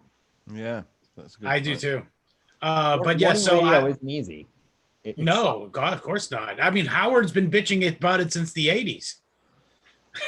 Yeah, but he's also a billionaire, so he should. Yeah, I take that with a grain of salt. Yeah, but anyway, so yeah, I was an early subscriber to Opie and Anthony, or the Anthony Cumia Show. I listened every day. I was also a serious subscriber, not by pay choice. I had recently bought a car, I believe, and I had it through that. And then after that, I just did the 1 minute email trick and would continually have a free subscription, which you can still do, by the way, no problem. And that's why they have 30 million subscribers. Yes, exactly. Yeah, so I remember I would listen in the morning. I would listen to Opie and Jim try to do a show and fail. And then then I would listen to Ron and Fez in the afternoon at noon, noon to 3. And it became 1 to 3 actually for at the end there. But and then after that, I would wait till I got home and I would rewind the stream an hour. Wait. When they were 1 to 3, they were on Raw Dog, right? Yes, that's after Opie kicked them off of the Opie and Anthony's channel. Yes. And then Opie's got to think that like you threw your friends that you helped bring on to this thing because it was only going to make the content better. How does he and we'll talk about self-awareness, but maybe now would be the good time to talk about it. Let's talk about it. Yeah. Like, how do you not think that like no one that you've ever worked with doesn't want to talk to you anymore, and that it's a good idea to kick your friends off the channel that you got, that like something's been working for all of these years. If it ain't broken, don't fix it. Right. That's the insecurity Opie. Because he knew good talent. He knew Ron and Fez were a great show. And it always worked really well that Opie and Anthony would be this high energy thing, and then Ron and Fez would take you down and mellow you out. And it worked incredibly well for years. Yeah. Years. And you had all the crossover stuff, like you had the radio wars with me and Eastside Dave. Like, why would you fuck that up and kick your friend? It's insane.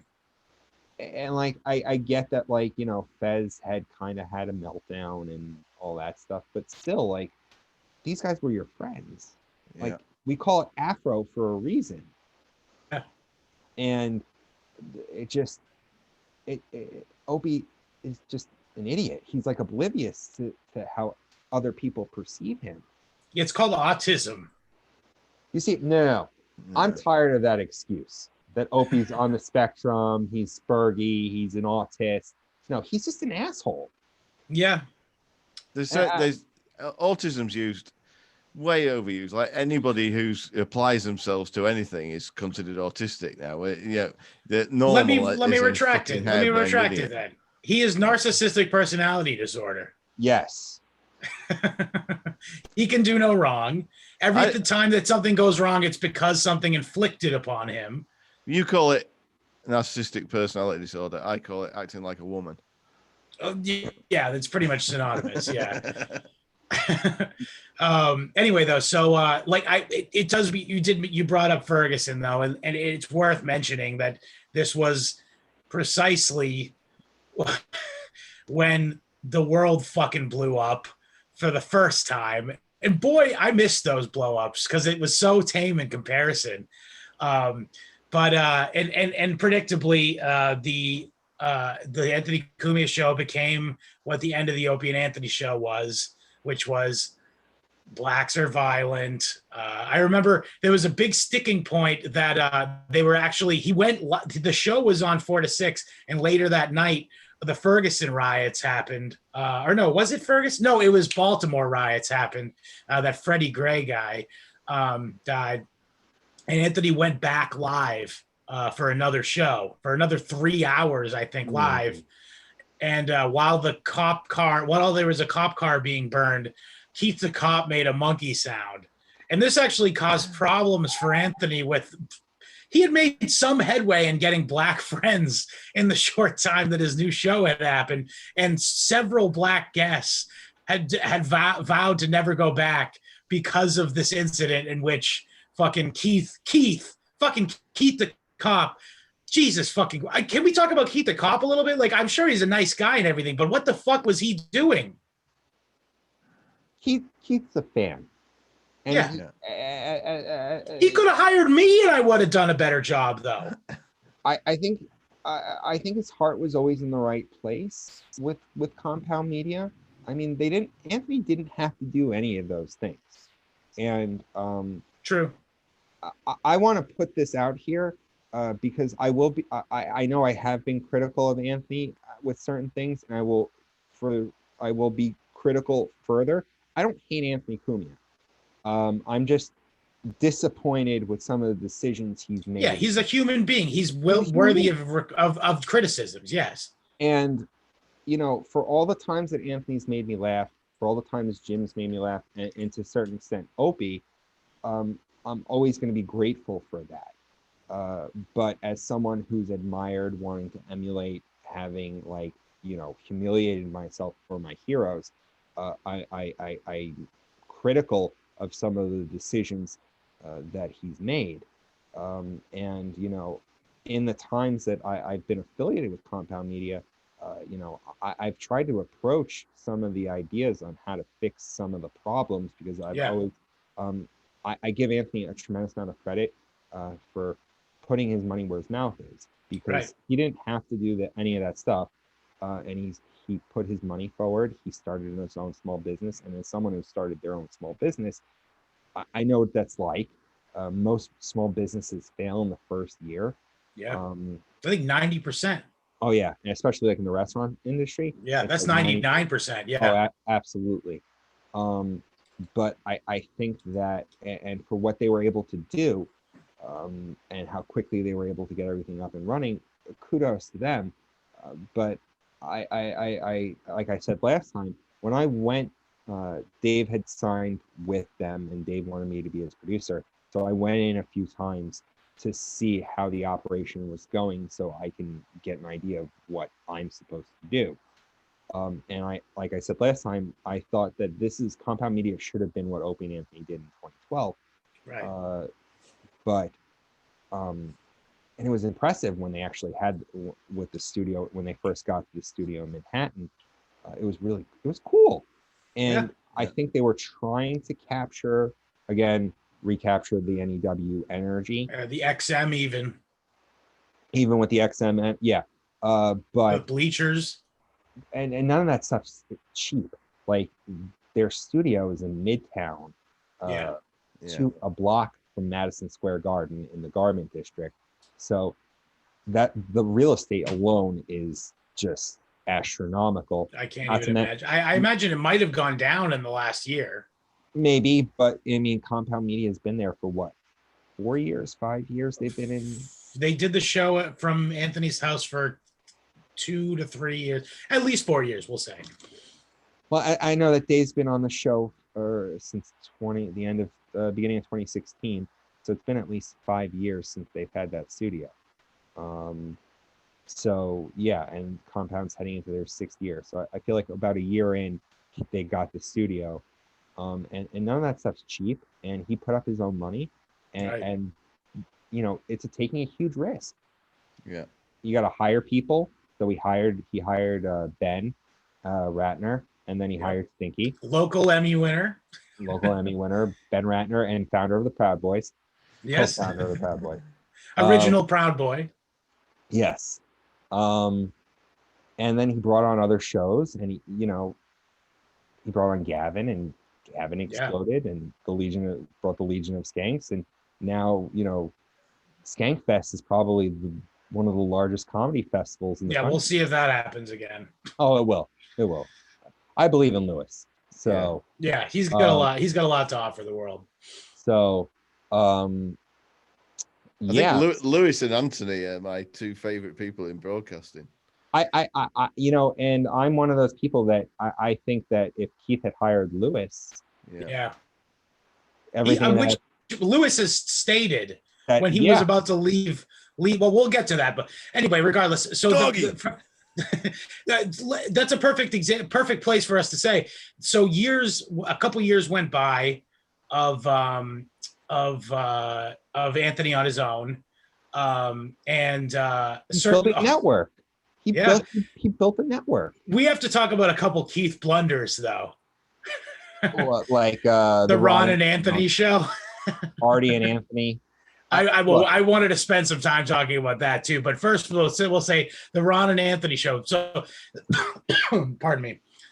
So Ron and Fez, arguably the best radio show of that genre. Yes.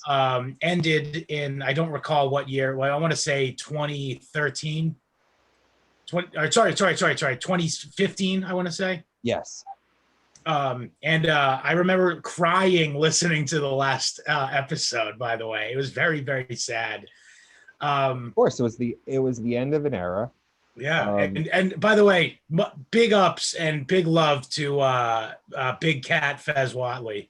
Oh, absolutely, probably one of the naturally funniest. Yeah. All around talents.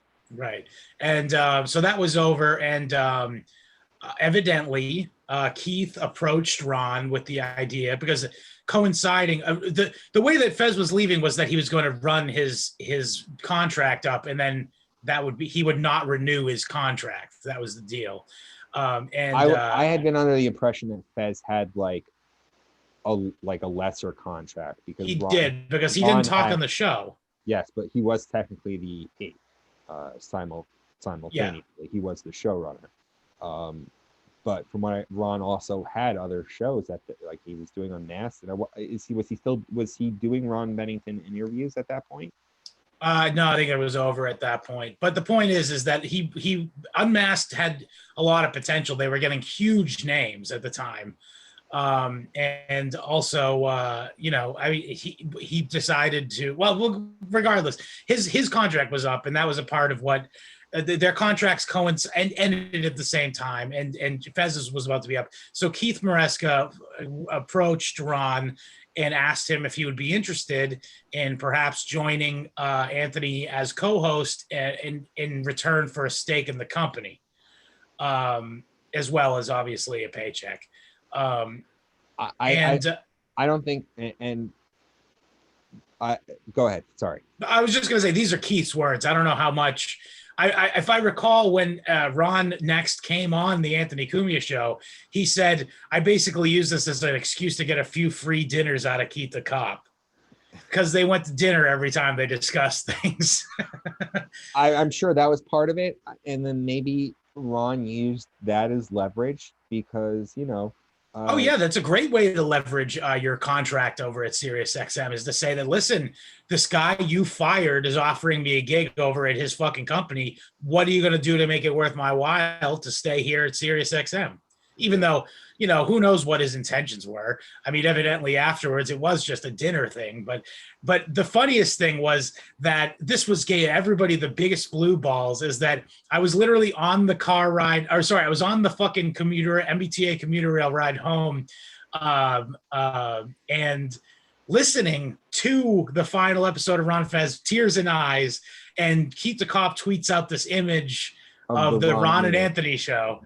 And everyone went apeshit.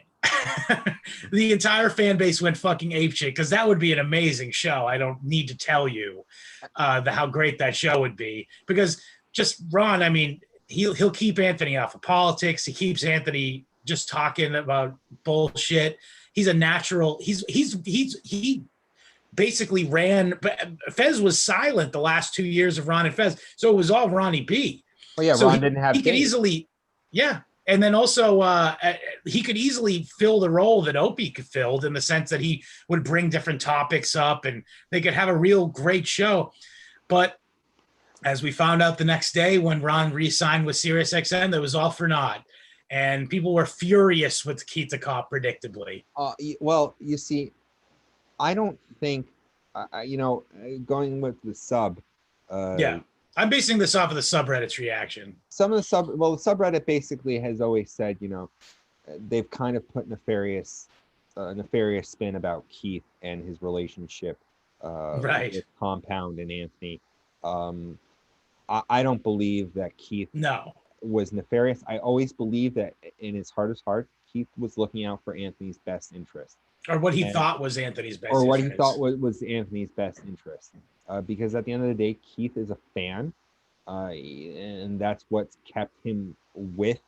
It's always him being the one. Hopefully, was always the one keeping hope alive that Opie and Anthony would get back together. Right. Yeah. Even if Opie had treated Keith like shit, Keith, was still believing in that show because it had given him so much. Yeah. And and just entertainment because he's a fan. So, but also, I failed at my small business, so I've learned from mistakes. I've learned from mistakes that other people made, and I've learned that one of the big tenets of running a business is never overpromise and underdeliver. Yeah. Yes. And that was something like I continuously bit my tongue about when I would go in, because I would hear about some of the stuff that was promised, like there was supposed to be a second studio. You never overpromise and underdeliver. There was all these apps that were supposed to, and then overdeliver. And overdeliver so that everyone's like, wow, I wasn't expecting that, and there's more incentive to join. Right.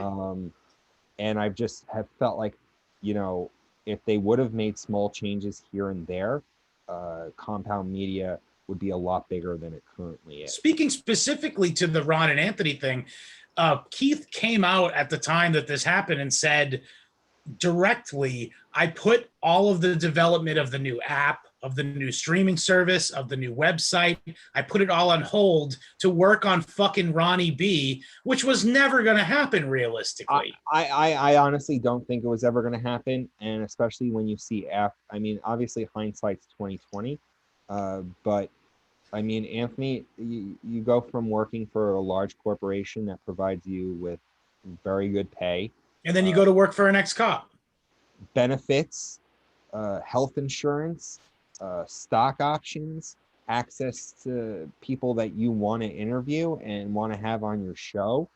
And all Anthony had on his show at that time was Joe Matarese. So, it's Joe Matarese. I went there. And then, I'd love to spend some time talking about Joe Matarese. We can get there after I just make this one point. Sure, please. Ron ends up doing a show with his daughter. And Bennington, I've read, I haven't really listened. I listened to it when it first started, and I will say this with the utmost respect, it's not for me. It's not for me either. I think Ron, next to Anthony, is probably one of the naturalist, funniest people on the planet. And I think that Ron should have the kind of success that Joe Rogan has. Because Ron's insanely funny. He's insanely quick. And he's an incredible interviewer. Like, everything you would want in that kind of show. Much better than Howard Stern, by the way. I don't know where, we talked about this last episode, but Howard Stern being known as the best interviewer is such a joke when Ron Bennington works for the same company. And Ron doesn't want to be as big as Rogan. Like, I feel like instead of someone like Joey Diaz being on once a quarter on Rogan, it should be Ron Bennington. Yeah. Because Ron's so fucking interesting. He's lived this insane, incredible life. He owned a comedy studio, or he owned a comedy store club. He owned he was doing radio in Florida, and like you could see the old like promos that Fez was doing with the downtown Julie Brown, like all those crazy fucking stories. He probably got stories from about the Ron and Fez fight nights, big ass nights of fights. Doing shows with Ron Diaz. Fez as the young Fez producer, the Monsters of the Midday that I think they were affiliated with when they did radio down in Florida. Like all of this shit. And he's always got this interesting perspective. And he's one of the, like I said, he's one of the funniest people on the fucking planet. Yeah, he's great. Him and Anthony are probably. I called into the day before I went to detox. I called into Ron and Fez and got on the air to tell them that listening to Ron talk about having a cleaner lifestyle, and it's kind of inspired me to maybe want to clean up my act, and This was actually, I think, like right after. This is after the Ron and Fez show ended, and it was the very beginning of Bennington. But they're all very nice to me, and yeah, it helped. No, absolutely. I remember once on Ron and Fez, John Mayer was doing something for like Frank's Place, saw Ron and Fez, and like went in and was like fanboying out. Like he was totally geeking out. And like it ended up like John Mayer, this big music superstar, was interviewing Ron and Fez, like asking them questions and all that shit, because he was from Connecticut and he grew up listening to Ron and Fez, like us. Yeah. So it's like that's a big deal. Yeah. It's as big a deal as Joe Rogan bringing up Pat Duffy. Yeah. It goes to show the impact that these shows have had. Yeah. And I wasn't sure if I was going to tell that little tidbit actually, but I decided to in the last minute. And it goes to show the influence that Ron Bennington had on your life. Yeah, yeah, absolutely. Like him influencing you to get clean, and then you giving him credit for that. And you know what?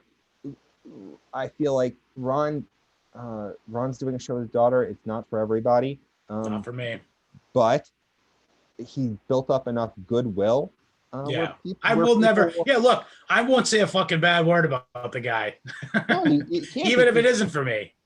Because he's just built so much goodwill, and that kind of, like we talked about last time, the difference between the communities of Opie and Anthony and Ron and Fez. Yeah, totally. Because it's a Hegelian dialectic.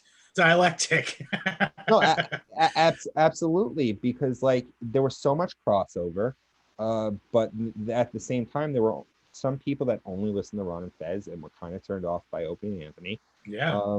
And vice versa.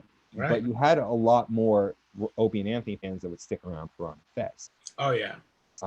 And as we've talked about off air, the influence of the sub basically picking up the mantle of what the message boards used to be as this huge community. Right. And at its peak, the sub, when I actually joined up as Creampie Jones on that show, on the subreddit, it was 25,000 like members. Yeah. Active was maybe like 5,000 to 6,000 for a defunct radio show in 2018. Insane. That's insane. And like they were still putting out, like, that's why I say that place was the funniest place on the internet, because the content creators were putting out artwork. You had people like Snake putting out artwork, people like that guy Artie putting out artwork. You had Porcelain and Beige Frequency putting out the Opie and Anthony thread simulator videos. You had people buying Fivers to say things like well maybe we'll get into some, but anyway, let's just jump into, like, we talked about it before. Legion of Skanks and Gavin McInnes started, and this massively brought up the profile of Compound Media, in my opinion. Oh, absolutely. And then they brought on Pat Dixon.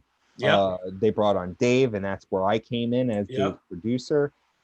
They were growing slowly but surely, and it felt like you were a part of something. I mean, and this totally unironically. And of course, there were people shitting. There was fucking Harry Hader on fucking on the subreddit, of course, saying, "Oh, whatever, fuck these guys, they're fucking washed up." Of course, you're gonna get that. But at the time, I remember it really felt like something was happening, and then the Big J roast happened.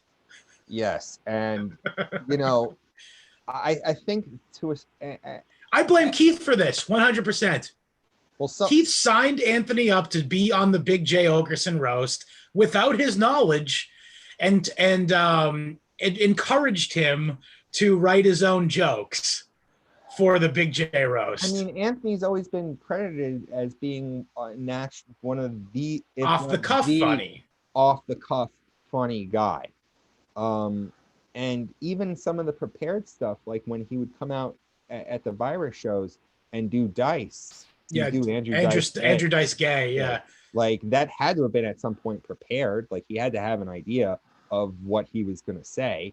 But from what I've seen, his performance wasn't that great. Oh my God. I watched it live. He fucking bombed. I watched it live, dude. It's so funny. the way I remember this is so weird. So it happened, I believe, on a Friday or a Thursday night, and it was after he had done his regular show, and it was the week before I was to go on vacation, and I watched it, and it is very, very difficult to watch. And by the way, there were some excellent performances that night, roast performances. Some of the best comedians working weren't even as big at the time, and they were doing such a fucking lowly thing. Like Dan Soder was there, and he fucking killed. And Lewis, this was really almost Lewis's coming out party. He wasn't really well regarded as a comedian, really, stand-up at the time. He was really just kind of Big J's fucking coattail rider. But he was the master of ceremonies for the show, and he fucking crushed.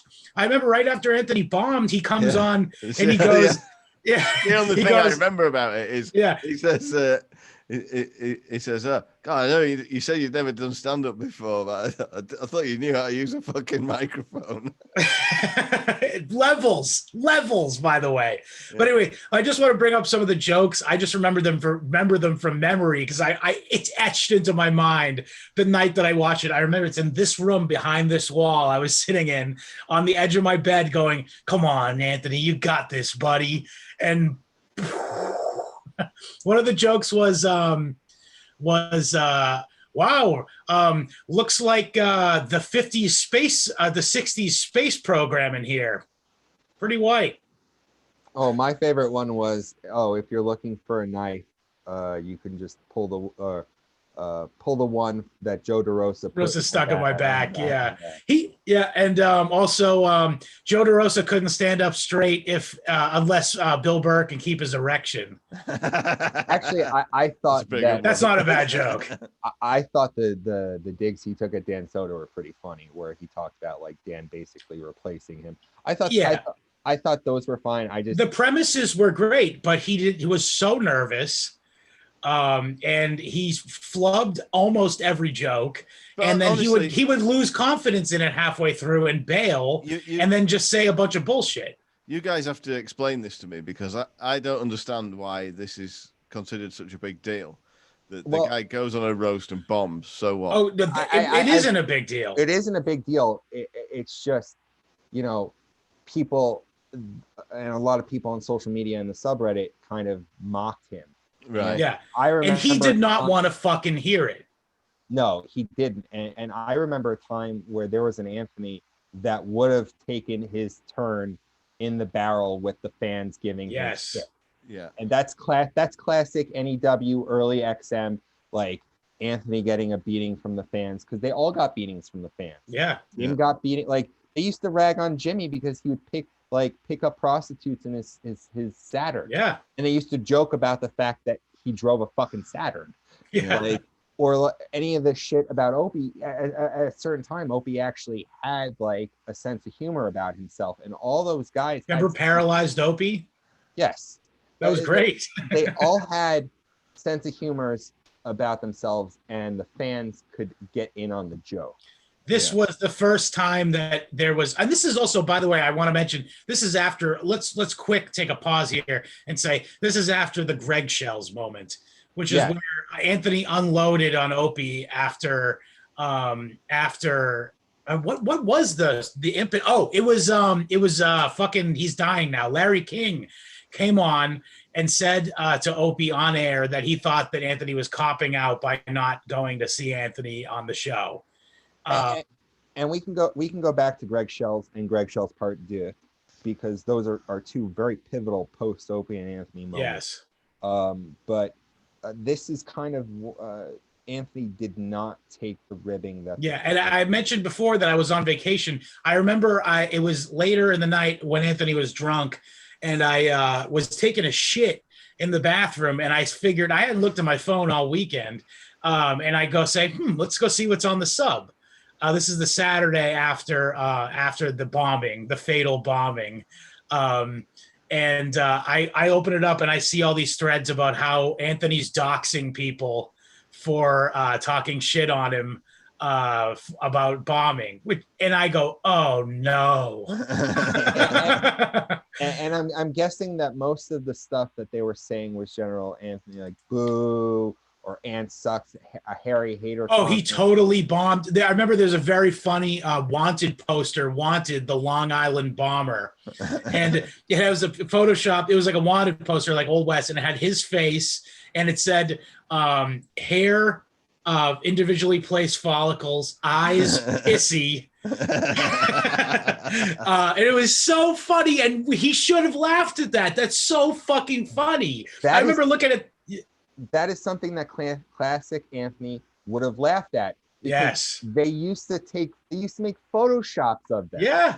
And they would all laugh at themselves and the fans doing the photoshops. Yeah. Like that was a thing too. And I think this was the first real time Anthony didn't take that kind of reaction from the fans. Yeah, it doesn't well, but he doxed fans. That's unacceptable, in my opinion. And I agree. I don't think that was acceptable, especially since most people had the impression that Anthony had a sense of humor of laughing at himself. And it was exacerbated by the fact that this was fucking an opportunity for the SS Cowwaffen to rear its fucking dead-eyed head. One brother Joe led the charge on the doxing, actually going so far as to offer people money that was given to him by Anthony to dox people. And it's like this is unacceptable. Like, this is not how someone comports himself on the internet. I don't care about your fucking high-minded boomer attitudes about anonymity. Doxing is something that, like, as you said before, William, the problem with these are real people with jobs that are going to get in trouble for being associated with your shit. And they're just, I mean, like, I think, yeah, it's easy for us to say, but my real name. This is my real. Yeah. This is whoever the fuck it is. This is my real name right here. Look it up. Yeah, well, I mean, mine isn't, and it's for that exact same reason. And you know, people are, like, for the talent who are on the receiving end of it, they're not really, you know, a large percentage of the shit they're getting is just people being friendly. You know, like, we talk shit to each other all the time. They feel like they're friends. Well, I think that was what this is basically what creates the rift. Yeah. And ends all between the fan base. Yeah. Like, really legit turns a lot of the vocal fan base against Anthony was because Anthony had the self-awareness. And then you go back to Greg Shells and you hear the way Anthony talks about Opie, and a lot of the stuff that he says about Opie now is advice he needed to hear so desperately. He needed to hear exactly. He needed to hear himself, because, you know, like, I can't say this anymore. Anthony used to be able to take that kind of joke. And eyes pissy. But this is that is the turning point where now the fans are starting to turn against Anthony. My stomach started hurting on that toilet that night, and it never stopped hurting for Anthony. Because, like, even the Greg Shells incident probably re-energized. People loved him after that. It was huge. And the fact that he plucked a term, the walking on Greg Shells, was from the sub. Yes. And he made shirts of it, and he was promoting the whole shirt. And I was kind of hoping that he would do like a Walking in Memphis parody song, Walking on Greg Shells or something. That would have been great. I do think they did something with I'm Walking on Sunshine. I think Walking on Greg Shells, something. Do you feel the whatever? Like, it just that immediately came to mind. Right. Or that he had the torpid sloth. That was a Gavin quote, but yes, yeah. They made T-shirts of that. Yes. Torpid sloth, which is a great way to describe Opie, because he would just sit there like this. So with his tits out. Yes, where he got the nickname Tits. Yeah. Which he inarguably has, and you know what? I'm not in great shape myself, so I shouldn't talk. But I still to this day am banned on Instagram from Opie's feed because there's a very well-known photo of him and Bob Kelly and Voss and Jimmy all pissing in a row, and he posted it on Instagram well after the fact. And I noticed that he cut the photo off at about here on him. And I said, nice, you you cropped your tits out of the photo. Blocked? I've still blocked. Tits. But that's Opie, yeah. That's Opie. That's our Opie.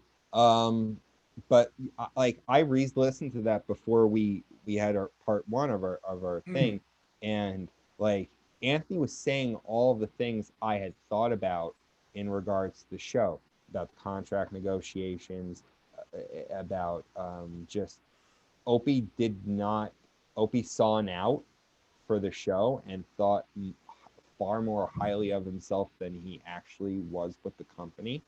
And even with the fact that management's loving the direction of the new show, which again doesn't make any sense, because Opie's always said management knows nothing about good radio. Only to do a 180 once Anthony's out of the picture. And you know, there was a really long time when Opie and Jimmy were really close friends. And a lot of the times they like to rewrite this element of history, that Opie and Jim were never that close, because Opie says that to Jim. He's like, we were never that close. And that's a bold-faced lie. Like, they used to hang out all the time because they like lived in the same building, or they lived around the block from each other. So like there was very close proximity. They went to the gym together. Yeah, like they were for like the early XM days, they were really fucking close. Well, Jimmy went to the gym. Yes, he did. No, he used to be fat. I don't even know if you know that. Yeah, that's what I'm saying. I thought this was in the Fat Jimmy ruled. Yeah. Yeah, Fat Jimmy was fun. Yeah, angry fat Jimmy. Yes. His voice was better when he was fat.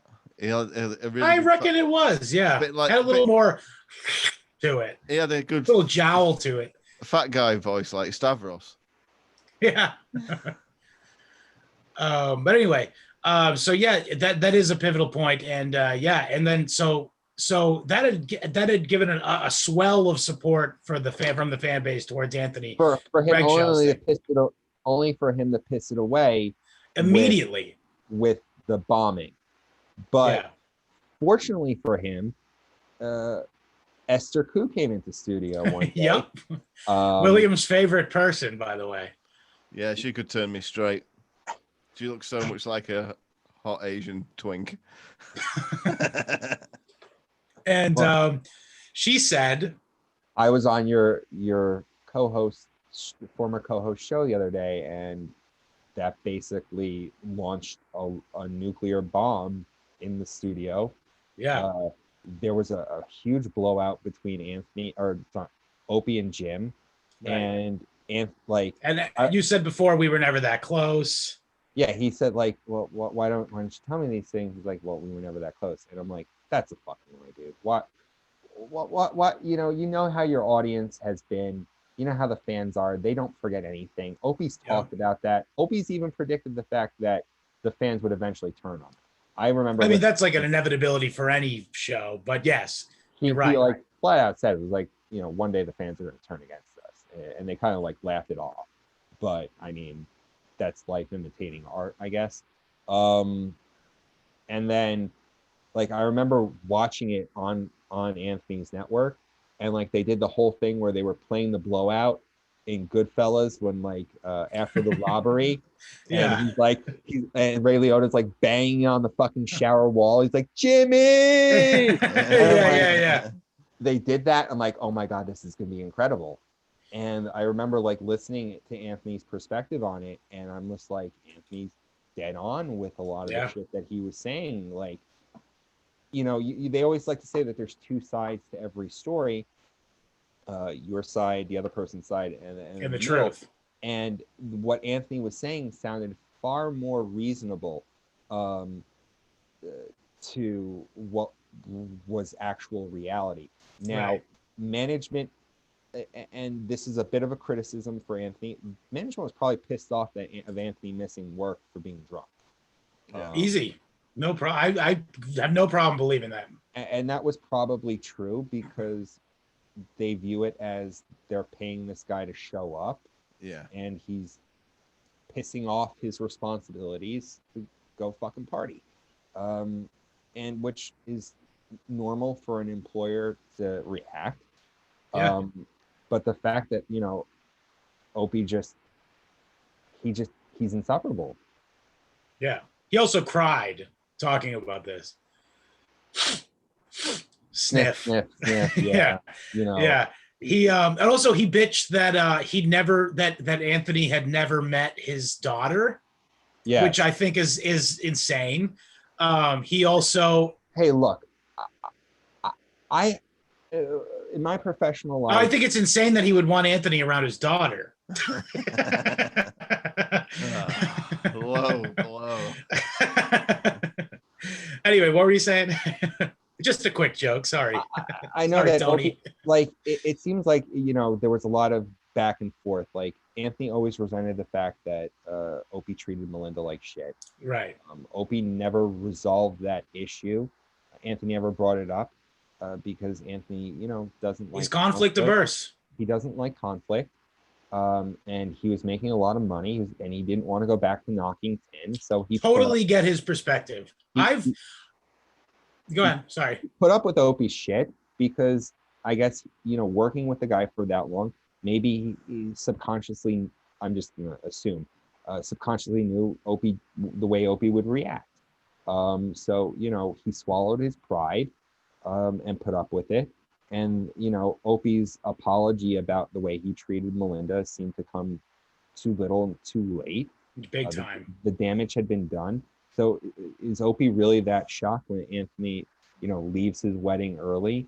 And also, again, and this is to defend Anthony too, it was a fucking 3-day wedding. What? The guy had a fucking 3-day wedding. Well, he's a multi-millionaire. And where is Father Doris is the question that everybody's asking. And the rest of the Remember Philly that? crew. In the Philly crew, yeah. But, you know, if a guy has not liked you and you don't hang out and talk professionally after the work, are you really surprised that he's just going to leave early? Yeah, and it was after the ceremony. It's not like he walked out or didn't show up to the wedding. And then I know Opie's talked about like the gift issue. They weren't friends. They were co-workers. Yeah. And also, Opie's fucking rich. It's not like a material gift is going to mean anything to him. Like, and it's always seemed like the illness was on Opie to make things right. And I agree. Opie didn't make things right. And Anthony, and I actually agree with Anthony in the fact that he said, you know, we need to air this stuff on air. We owe it to the fans because totally agree. For all of the years that fans have supported them, I think the idea of doing it on a platform makes the most logical sense because it'll be probably the most interesting thing ever they've done, but I don't think that's ever going to happen again. But it did happen though on the phone. It did, and you know, to their credit, it was like mom and dad got back together again. Yeah, it was weirdly. They had weird I mean, I guess the chemistry was undeniable. The chemistry has always been undeniable. It's just ego just continuously gets in the way, and to a certain extent, it's both of them. Because, you know, at a certain point, you know, Anthony just said, hey, dude, nut the fuck up. Let's do this. Let's air it out. And at least he did it to a certain extent, but Opie doesn't want to do that because going back to self-awareness, Opie doesn't want to take any blame. And even though he'll cry and sniff and go, I miss my friend type of thing, you've had years and years to make things right, and you never did. Right. And that's on Opie. And should take a leaf out of Joe DeRosa's book. Make things right, apologize, and then go on air and talk about the issues, and then move on. I mean, you know, worth mentioning, Joe DeRosa and Anthony made up on air. Yeah, and then Opie gets fired, For That's a bit of a jump because they did split. Let's not forget about how Jim left Opie. well, because Opie basically took a month off and Yeah. wasn't Contract negotiations happened. He was having his contract negotiations. And again, I love Jimmy. I think next to Gilbert Gottfried, Jimmy is probably the only other person to make me laugh, like where I've cried, where I've been howling, where my stomach's hurt. I love Jimmy. But like I said about Anthony, not pleased with some of the life decisions he's made. And partnering with someone like Sam. Look, I don't fault Jim for doing what he's doing. It's a paid gig. They pay him very well. He gets whatever he wants. He has access to all the celebrities and porn stars and MMA people he wants.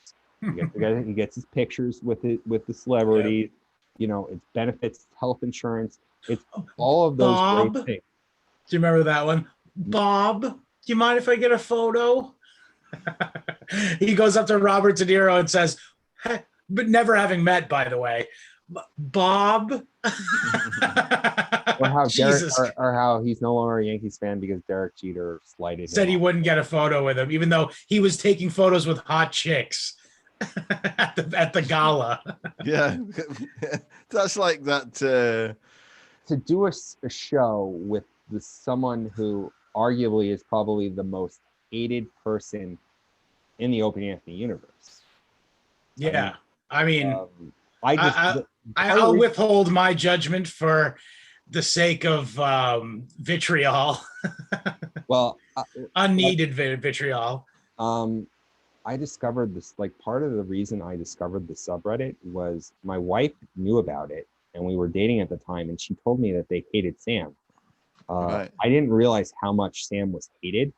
And going through the subreddit, it must have been a breath of fresh air. Oh God, it was incredibly cathartic. Because they all said and thought the same way I had thought, and the things that I had come to conclusions. The guy's like a cartoon character of hateableness. Yeah. I have a whole theory. I don't want to get into it about evil. But we'll have you back on the show just to talk shit, and you can tell us your theory on evil another time. And I feel like Sam is genuinely an evil person. Well, like in Dungeons and Dragons, like he's like lawful evil or something. I've had very little exposure to him, but every time I've heard him or seen him on a show, he's made my skin crawl, and that's without knowing any of the backstory. I think, you know, like we discussed and going on the subreddit led me to my participation in Porson's documentary about him. Yeah, which was another, you know, cathartic release of all the anger and resentment that I've had towards this person who fucked me over. Now one of my favorite people, like Jim, watched me get a blowjob from Brie Olson, and like on my 21st birthday, he was in the same room. Like that's like a fond memory of mine. Like, especially probably one of the most fondest memories I have from my internship. Jim was I loved Jim. Like I thought Jim was a fearless person who said whatever the fuck he felt like and fuck the consequences. Yeah. And here's this person I've admired and loved, and he's doing a show with someone I hate. Yeah. Right. This is the guy that watched me get sucked off by a girl named after cheese. Yes. Yeah. Who later fucked Charlie Sheen. Yes. So you did that in the right order. Dodged a huge bullet there. But now going back to what we discussed, Jim and Sam, and then Sam, you know, everyone has basically said, you know, he stabbed Caesar in the back and took Opie's job. Yeah. Now, I'm not defending Sam because Sam's a sneaky little snake, but Opie fucked himself over. Yeah, absolutely. He shouldn't have done what he did. as far as like leave the chair open. Yeah. He shouldn't have posted the video that The shark video. Well, not only shark video, but the toilet video that did. Right. He posted that. Yeah. Get out of town. Well, that's why Roland went. So to jump forward, Sam and Jim. There's an unremarkable period in between here where Opie had on a chef who's now dead and a lesbian, a meat truck delivery driver that is now dead, and Sherrod. Yeah. And Opie was trying to do everything that he used to make fun of on Jocktober, this kind of motherfucking big nude. Like Z Morning Zoo meets Andy Kaufman, because Opie thinks he's the next Andy Kaufman. So and that's when Opie and Anthony have their kind of mini reunion crossover. Right. And there's hope for a new maybe mom and dad are going to get back together. Yeah. But obviously that doesn't happen. Opie films Roland taking a shit, and Roland is their guest booker. Has been affiliated with the show for, at this point, at least. Notably sensitive, by the way. Apparently. Well, I guess in the same vein as Opie then.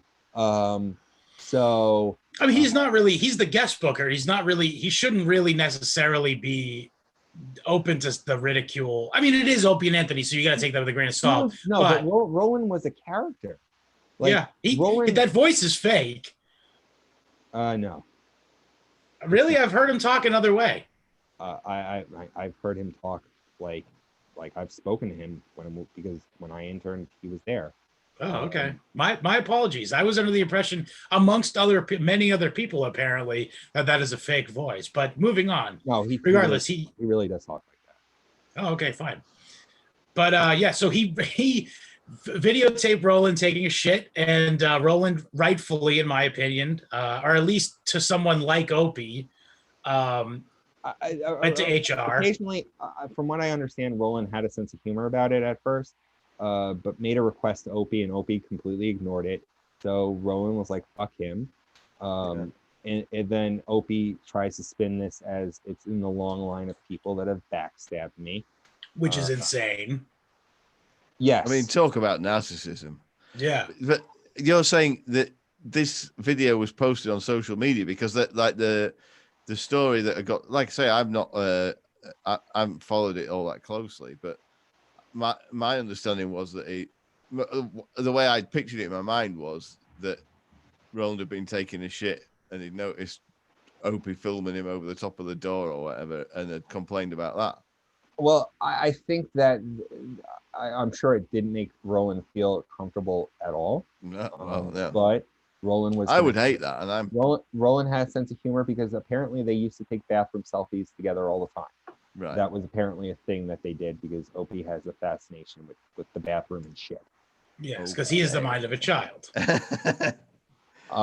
So Roland goes to HR, and Opie is now the second member of Opie and Anthony to be fired from SiriusXM unceremoniously. So what's funny about this is it's around the time Imus is being forced out of Cumulus Broadcasting because Cumulus found out that by the way, RIP to a real one, Don Imus. Oh, fuck him. He's burning in hell. If there's a hell, Don Imus is burning in it. And his cunt wife is on her way there. I don't like Imus. I've heard a lot of shit about the man. I'm sure, yeah. He was a despicable person, and that ranch was a huge scam. The charity ranch, yeah. Okay. Well, this isn't the Don Imus, but yeah, moving on, yeah. So, Sid Rosenberg, who was he's now the morning he's the morning on ABC, right? Yeah, it's him and the former executive producer Bernard McGurk do Bernie and Sid on WABC. They had basically been doing Imus' show for him in the final months leading up to them taking over. And Sid mentioned on Anthony's show that Opie went to Imus and asked for his position.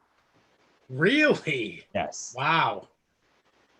This is news to me. This is the fucking DOS. Oh, absolutely. This is and because and it's the dichotomy of Opie and Anthony, and the fact is that even after all the Jocktobering, Anthony still has been able to be on radio, whereas no one wants to talk to Opie.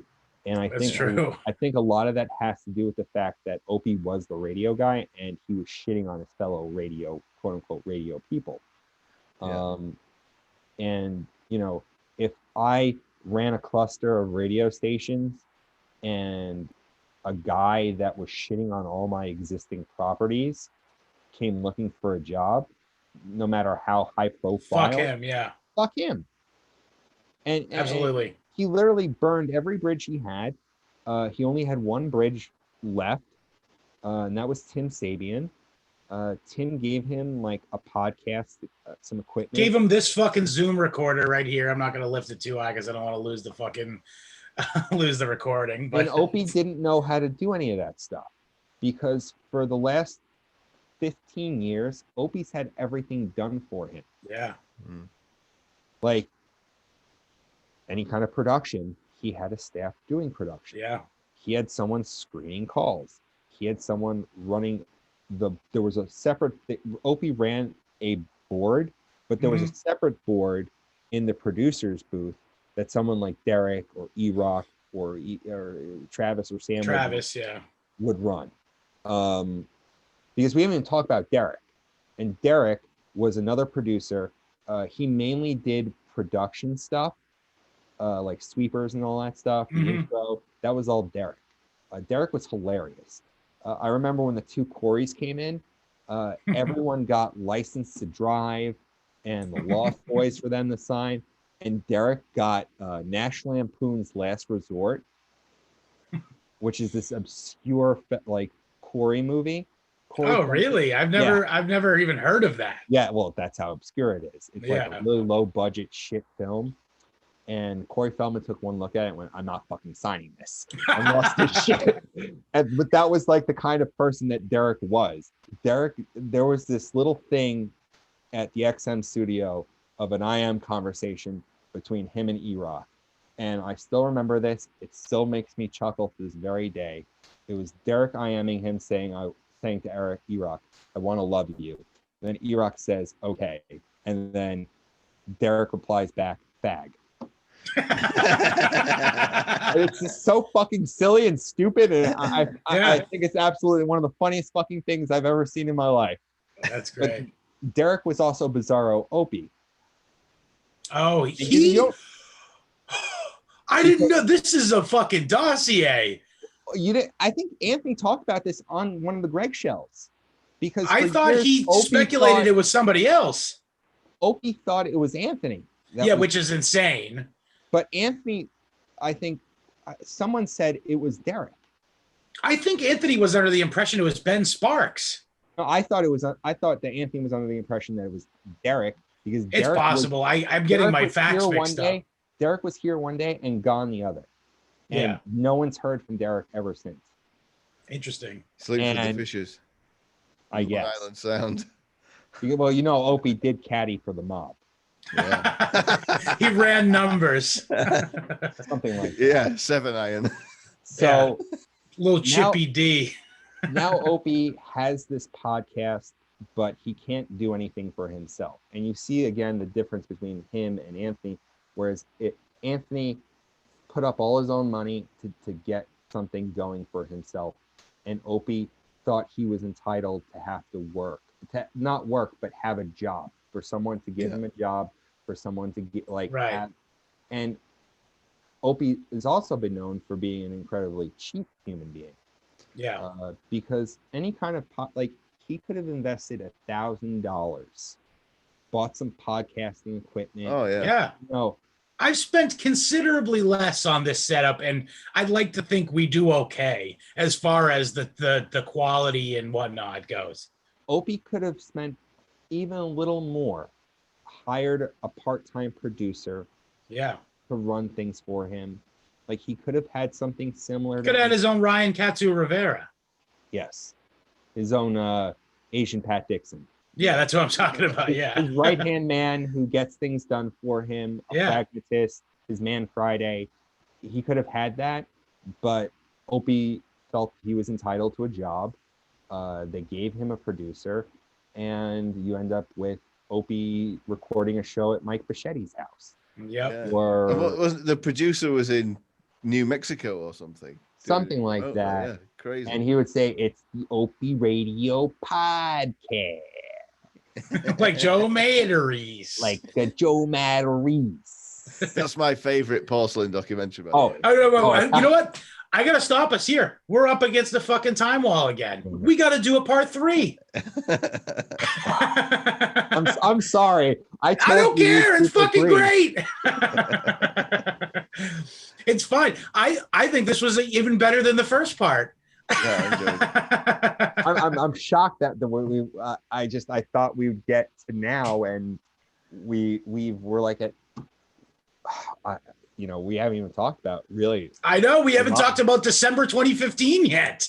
We haven't talked about that. We haven't talked about any of our lolcows. Yeah. But I think that almost thematically works as a separate episode. So this is the end of the Opie and Anthony show and the direct aftermath.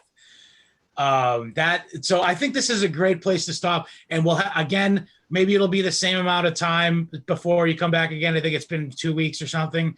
But, I don't want to like over. Well, let's not put a time. Let's not put a time limit on it, because that is another ripe topic that may end up being 2 parts anyway.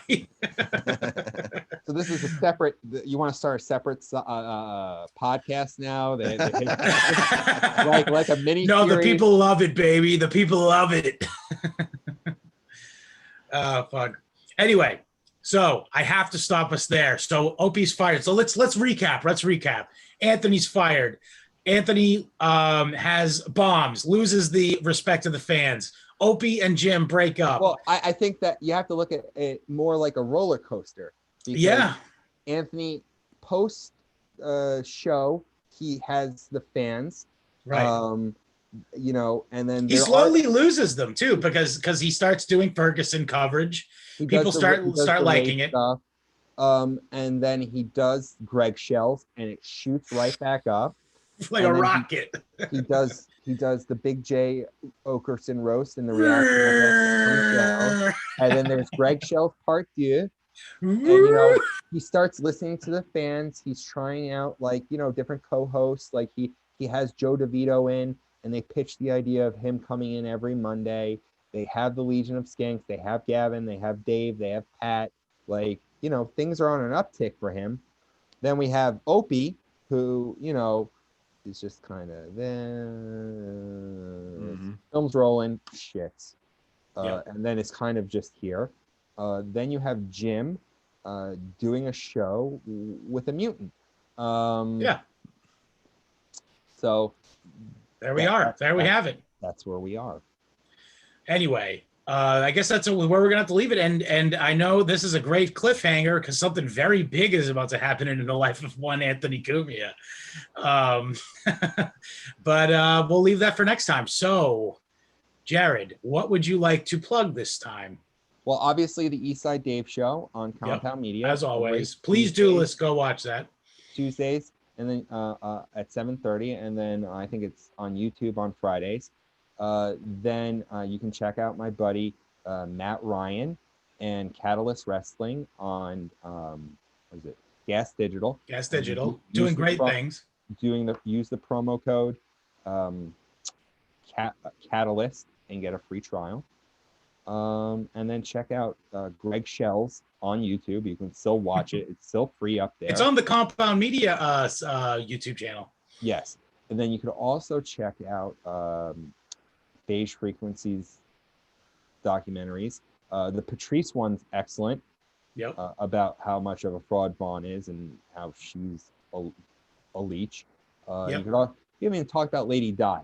So watch the Lady Di series. Oh my God. We brought her up in the first episode briefly, but yeah. So what a roller coaster. Speaking of roller coasters. If you want to see a very compelling and depressing story that's mired in all sorts of hilarity, Watch Down the Bottleneck, I think it's called. Yes, well, I think they might have taken the third part down, but the first two are up. And then check out what is it? onaforums.net. I don't know. I believe you're right, though. Okay, I think that's what it is. Because the saga continues from the classic Opie and Anthony sub. Naturally. Also, fuck Patrick Tomlinson. Anyway, oh, yeah. So for the audio version of our show, visit www.historyhomos.com or wherever you find podcasts. You can follow us across social media at History Homos Pod on Twitter and Instagram. You can follow me on Instagram at Scott Lizard Abrams. Check out our YouTube channel if you're listening. Go to YouTube and search History Homos or follow the link at any of our social media bios. I Twitch stream, twitch.tv/History Homos. And you can email us with any questions, comments, or concerns and requests for stickers at historyhomos@gmail.com. William, what would you like to impart upon the fine listening audience tonight? When you go to the lavatory, don't photograph anything that you didn't shit out yourself. Later, homos. And we're getting the video.